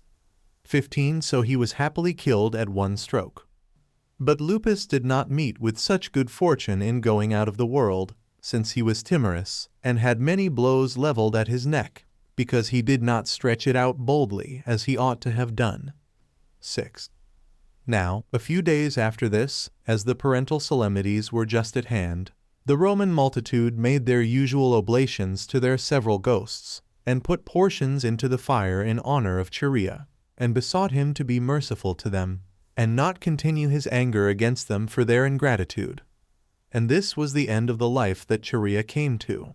But for Sabinus, although Claudius not only set him at liberty, but gave him leave to retain his former command in the army, yet did he think it would be unjust in him to fail of performing his obligations to his fellow confederates. So he fell upon his sword, and killed himself, the wound reaching up to the very hilt of the sword. Chapter 5. How Claudius restored to Agrippa his grandfather's kingdoms and augmented his dominions, and how he published an edict in behalf. 1. Now when Claudius had taken out of the way all those soldiers whom he suspected, which he did immediately, he published an edict, and therein confirmed that kingdom to Agrippa which Caius had given him, and therein commended the king highly. He also made all addition to it of all that country over which Herod, who was his grandfather, had reigned, that is, Judea and Samaria, and this he restored to him as due to his family. But for Abila 16 of Lysanias, and all that lay at Mount Libanus, he bestowed them upon him, as out of his own territories. He also made a league with this Agrippa, confirmed by oaths, in the middle of the Forum, in the city of Rome. He also took away from Antiochus that kingdom which he was possessed of, but gave him a certain part of Cilicia and Commagena. He also set Alexander Lysimachus, the Alabac, at liberty, who had been his old friend, and steward to his mother Antonia, but had been imprisoned by Caius, whose son Marcus married Bernice, the daughter of Agrippa. But when Marcus, Alexander's son, was dead, who had married her when she was a virgin, Agrippa gave her in marriage to his brother Herod, and begged for him of Claudius the kingdom of Chalcis. 2. Now about this time there was a sedition between the Jews and the Greeks, at the city of Alexandria. For when Caius was dead, the nation of the Jews, which had been very much mortified under the reign of Caius, and reduced to very great distress by the people of Alexandria, recovered itself, and immediately took up their arms to fight for themselves. So Claudius sent an order to the president of Egypt to quiet that tumult. He also sent an edict, at the requests of King Agrippa and King Herod, both to Alexandria and to Syria, whose contents were as follows. Tiberius Claudius Caesar Augustus Germanicus, high priest and tribune of the people, ordains thus.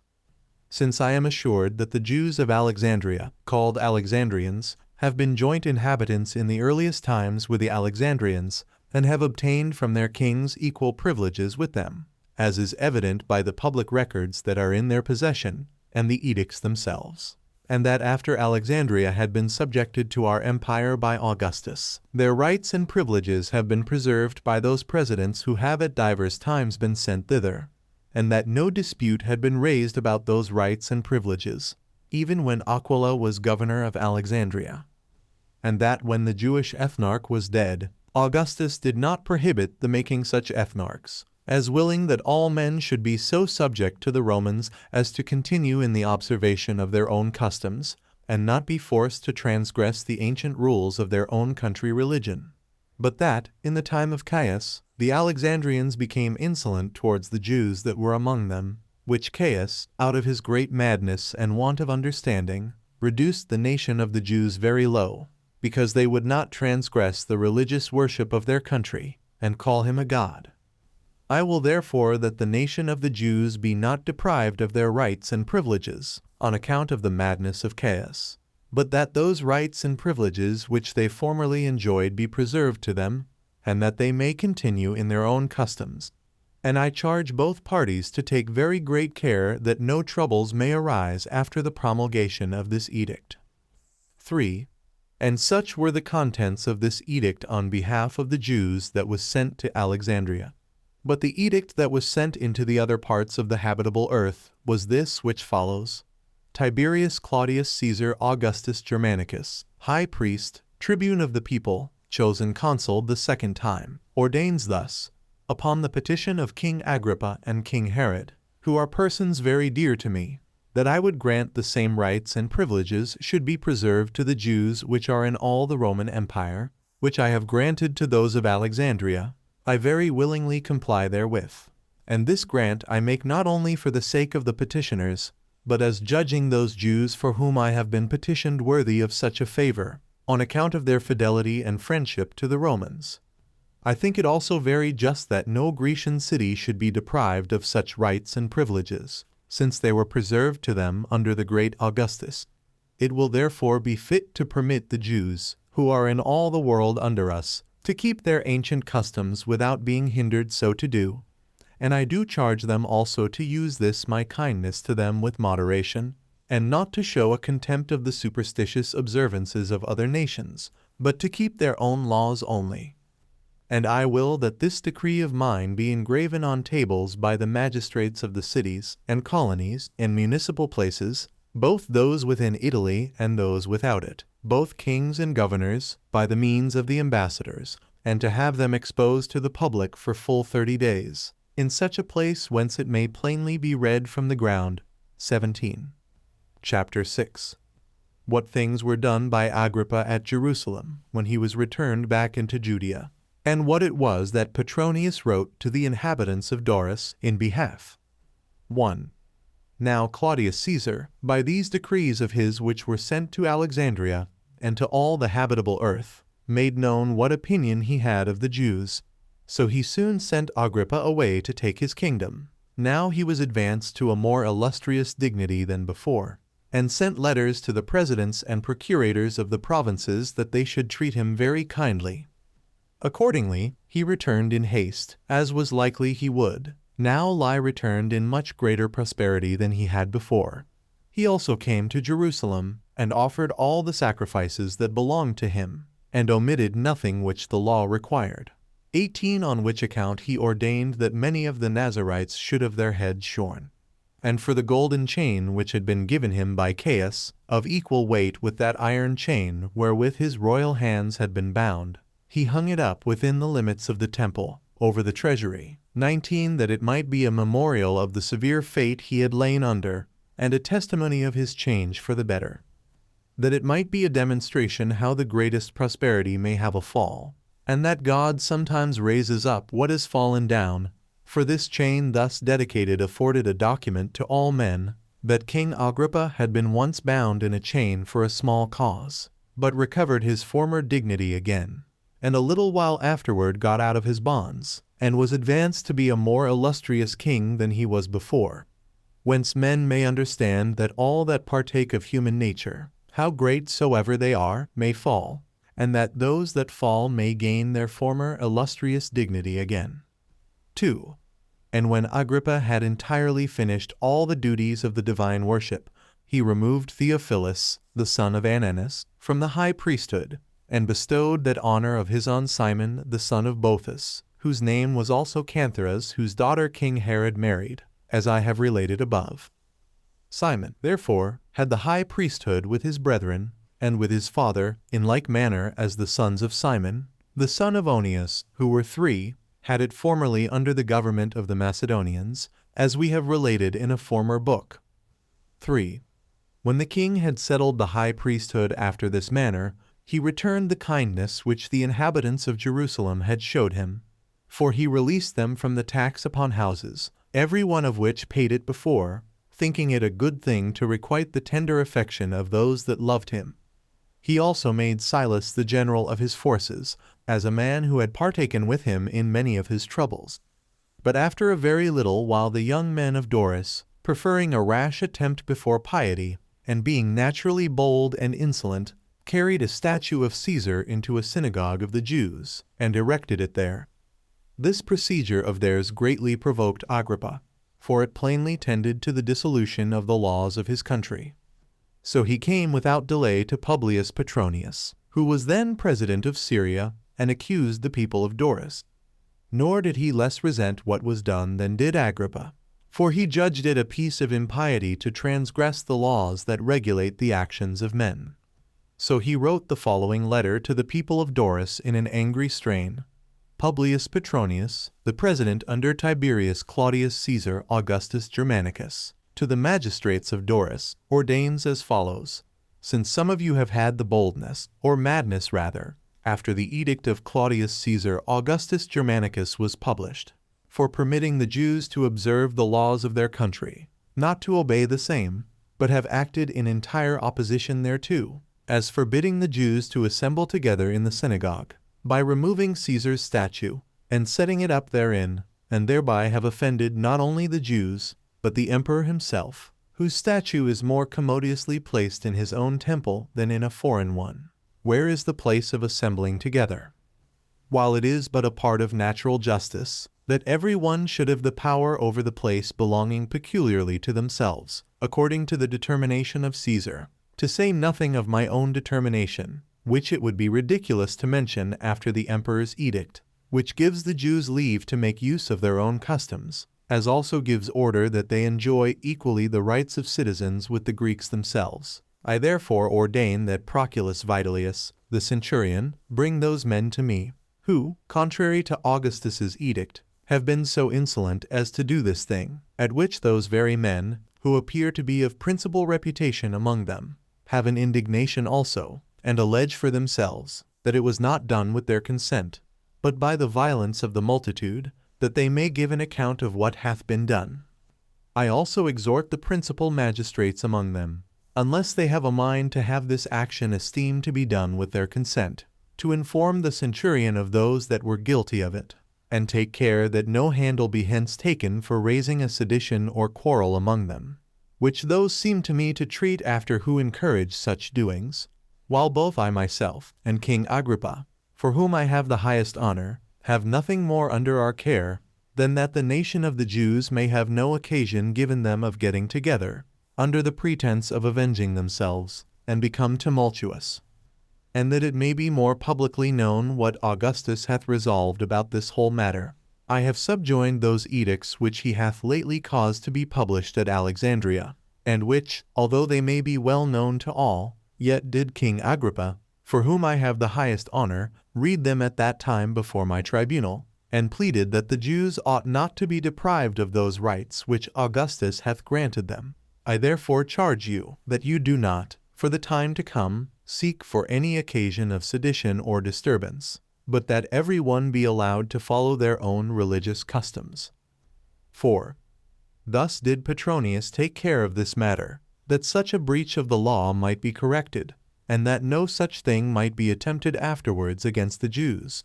And now King Agrippa took the high priesthood away from Simon Cantheras, and put Jonathan, the son of Ananus, into it again, and owned that he was more worthy of that dignity than the other. But this was not a thing acceptable to him, to recover that his former dignity. So he refused it, and said, O king, I rejoice in the honor that thou hast for me, and take it kindly that thou wouldst give me such a dignity of thy own inclinations, although God hath judged that I am not at all worthy of the high priesthood. I am satisfied with having once put on the sacred garments, for I then put them on after a more holy manner than I should now receive them again. But if thou desirest that a person more worthy than myself should have this honorable employment, give me leave to name thee such a one. I have a brother that is pure from all sin against God, and of all offenses against thyself. I recommend him to thee, as one that is fit for this dignity. So the king was pleased with these words of his, and passed by Jonathan, and, according to his brother's desire, bestowed the high priesthood upon Matthias. Nor was it long before Marcus succeeded Petronius as president of Syria. Chapter 7. Concerning Silas, and on what account it was that King Agrippa was angry at him, how Agrippa began to encompass Jerusalem with a wall, and what benefits he bestowed on the inhabitants of Berytus. 1. Now Silas, the general of the king's horse, because he had been faithful to him under all his misfortunes, and had never refused to be a partaker with him in any of his dangers, but had oftentimes undergone the most hazardous dangers for him, was full of assurance, and thought he might expect a sort of equality with the king, on account of the firmness of the friendship he had showed to him. Accordingly, he would know where let the king sit as his superior, and took the like liberty in speaking to him upon all occasions, till he became troublesome to the king, when they were merry together, extolling himself beyond measure, and oft putting the king in mind of the severity of fortune he had undergone, that he might, by way of ostentation, demonstrate what zeal he had showed in his service. And was continually harping upon this string, what pains he had taken for him, and much enlarged still upon that subject. The repetition of this so frequently seemed to reproach the king, insomuch that he took this ungovernable liberty of talking very ill at his hands. For the commemoration of times when men have been under ignominy is by no means agreeable to them, and he is a very silly man who is perpetually relating to a person what kindness he had done him.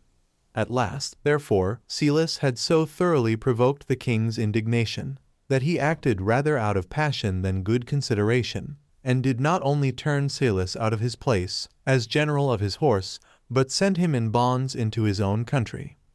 But the edge of his anger wore off by length of time, and made room for more just reasonings as to his judgment about this man, and he considered how many labors he had undergone for his sake. So when Agrippa was solemnizing his birthday, and he gave festival entertainments to all his subjects, he sent for Silas on the sudden to be his guest.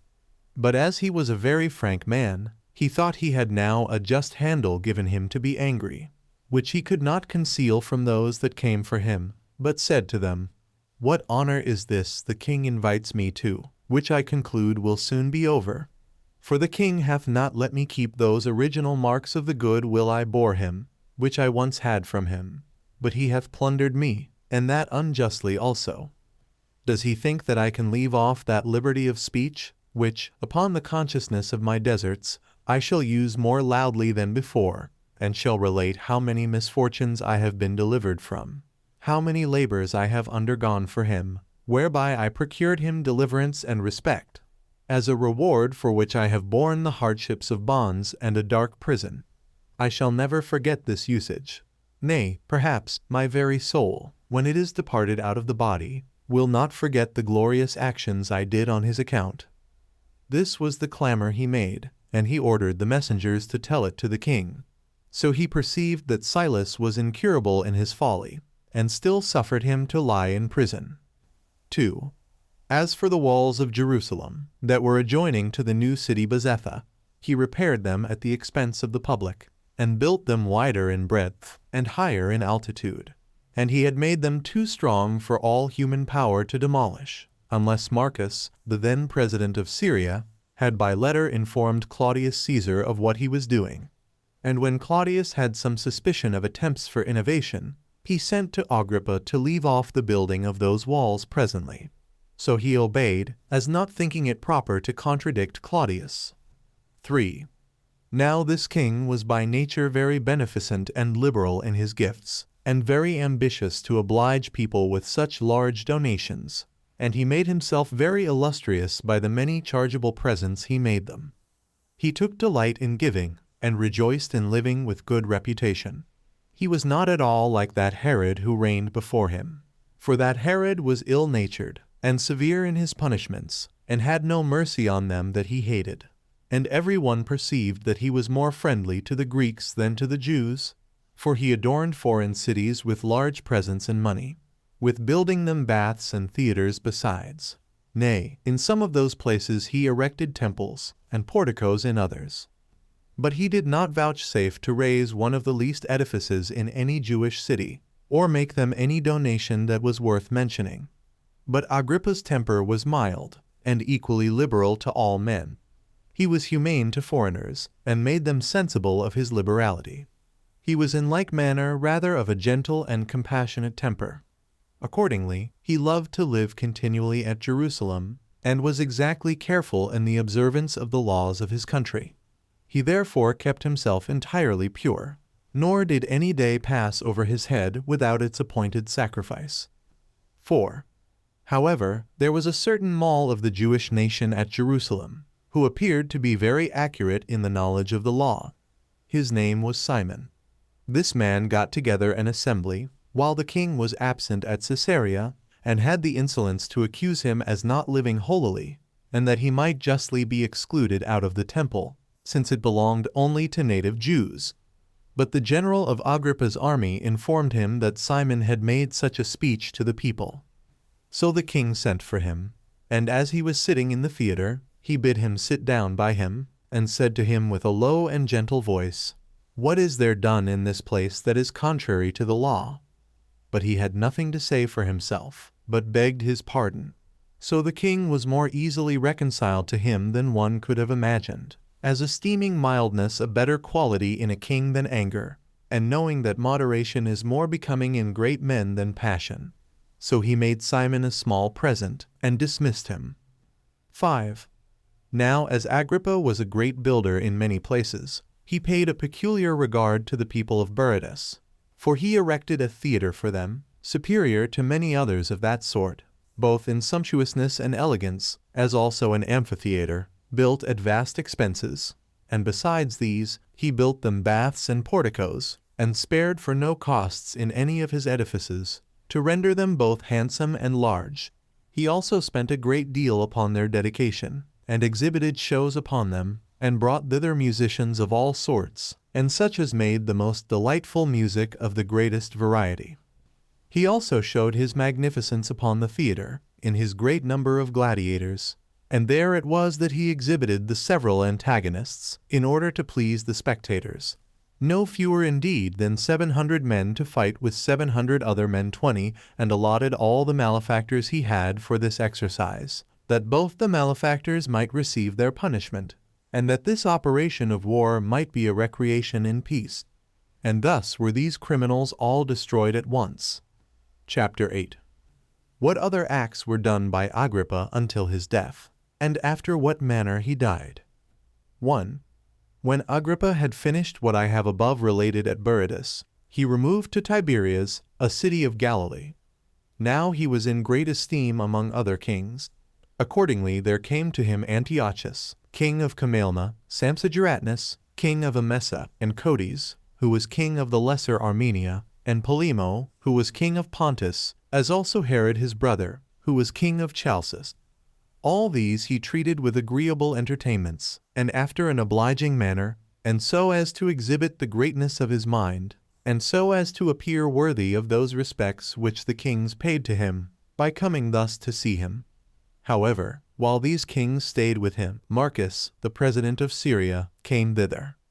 So the king, in order to preserve the respect that was due to the Romans, went out of the city to meet him, as far as 7 furlongs. But this proved to be the beginning of a difference between him and Marcus, for he took with him in his chariot those other kings as his assessors. But Marcus had a suspicion what the meaning could be of so great a friendship of these kings one with another, and did not think so close an agreement of so many potentates to be for the interest of the Romans. He therefore sent some of his domestics to every one of them, and enjoined them to go their ways home without further delay.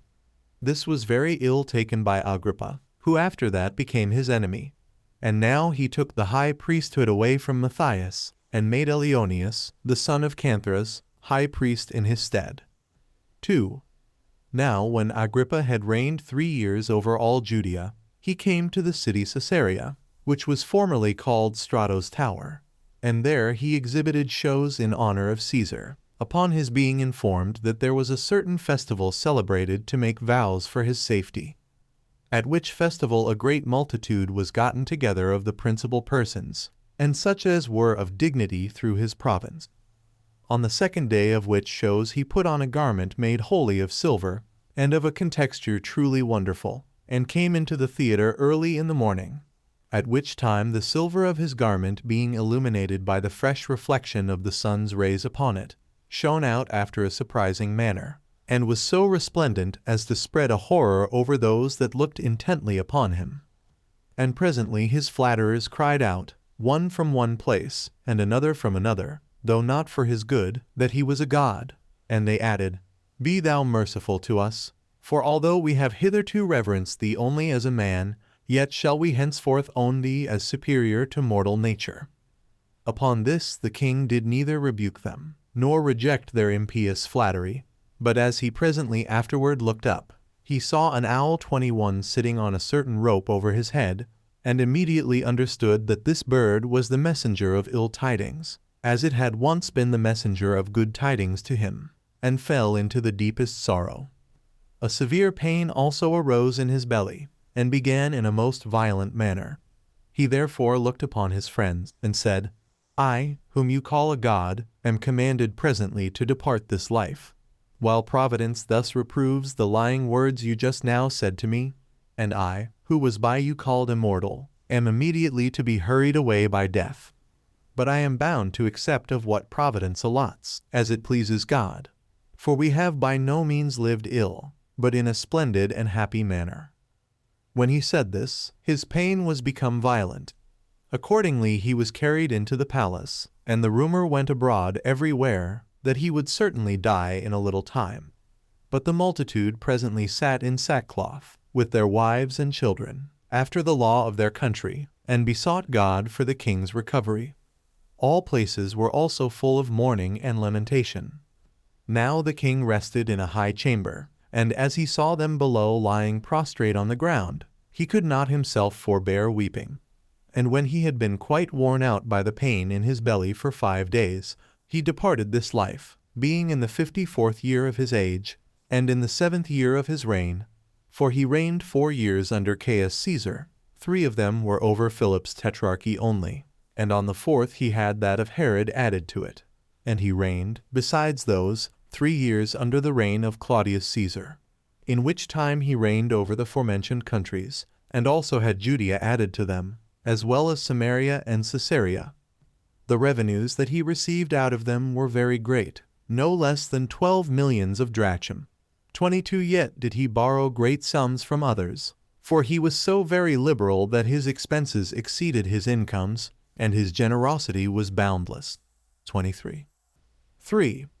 But before the multitude were made acquainted with Agrippa's being expired, Herod the king of Chalcis, and Helcias the master of his horse, and the king's friend, sent Aristo, one of the king's most faithful servants, and slew Silas, who had been their enemy, as if it had been done by the king's own command. Chapter 9. What things were done after the death of Agrippa, and how Claudius, on account of the youth and unskillfulness of Agrippa, Jr., sent Cuspius Fadus to be procurator of Judea and of the entire kingdom. 1. And thus did King Agrippa depart this life. But he left behind him a son, Agrippa by name, a youth in the 17th year of his age, and 3 daughters, one of which, Bernice, was married to Herod, his father's brother, and was 16 years old. The other 2, Mariamne and Drusilla, were still virgins. The former was 10 years old, and Drusilla 6. Now these his daughters were thus espoused by their father: Marlatone to Julius Archelaus Epiphanes, the son of Antiochus, the son of Chelcias, and Drusilla to the king of Commagena. But when it was known that Agrippa was departed this life, the inhabitants of Caesarea and of Sebaste forgot the kindnesses he had bestowed on them, and acted the part of the bitterest enemies, for they cast such reproaches upon the deceased as are not fit to be spoken of. And so many of them as were then soldiers, which were a great number, went to his house, and hastily carried off the statues 24 of this king's daughters, and all at once carried them into the brothel houses. And when they had set them on the tops of those houses, they abused them to the utmost of their power, and did such things to them as are too indecent to be related. They also laid themselves down in public places, and celebrated general feastings, with garlands on their heads, and with ointments and libations to Charon, and drinking to one another for joy that the king was expired. Nay, they were not only unmindful of Agrippa, who had extended his liberality to them in abundance, but of his grandfather Herod also, who had himself rebuilt their cities, and had raised them havens and temples at vast expenses. 2. Now Agrippa, the son of the deceased, was at Rome, and brought up with Claudius Caesar. And when Caesar was informed that Agrippa was dead, and that the inhabitants of Sebaste and Caesarea had abused him, he was sorry for the first news, and was displeased with the ingratitude of those cities. He was therefore disposed to send Agrippa, Jr., away presently to succeed his father in the kingdom, and was willing to confirm him in it by his oath. But those freed men and friends of his, who had the greatest authority with him, dissuaded him from it, and said that it was a dangerous experiment to permit so large a kingdom to come under the government of so very young a man, and one hardly yet arrived at years of discretion, who would not be able to take sufficient care of its administration, while the weight of a kingdom is heavy enough to a grown man. So Caesar thought what they said to be reasonable. Accordingly he sent Cuspius Fadus to be procurator of Judea and of the entire kingdom, and paid that respect to the deceased as not to introduce Marcus, who had been at variance with him, into his kingdom. But he determined, in the first place, to send orders to Fadus, that he should chastise the inhabitants of Caesarea and Sebaste for those abuses they had offered to him that was deceased, and their madness towards his daughters that were still alive, and that he should remove that body of soldiers that were at Caesarea and Sebaste, with the 5 regiments, into Pontus, that they might do their military duty there, and that he should choose an equal number of soldiers out of the Roman legions that were in Syria, to supply their place. Yet were not those that had such orders actually removed, for by sending ambassadors to Claudius, they mollified him, and got leave to abide in Judea still.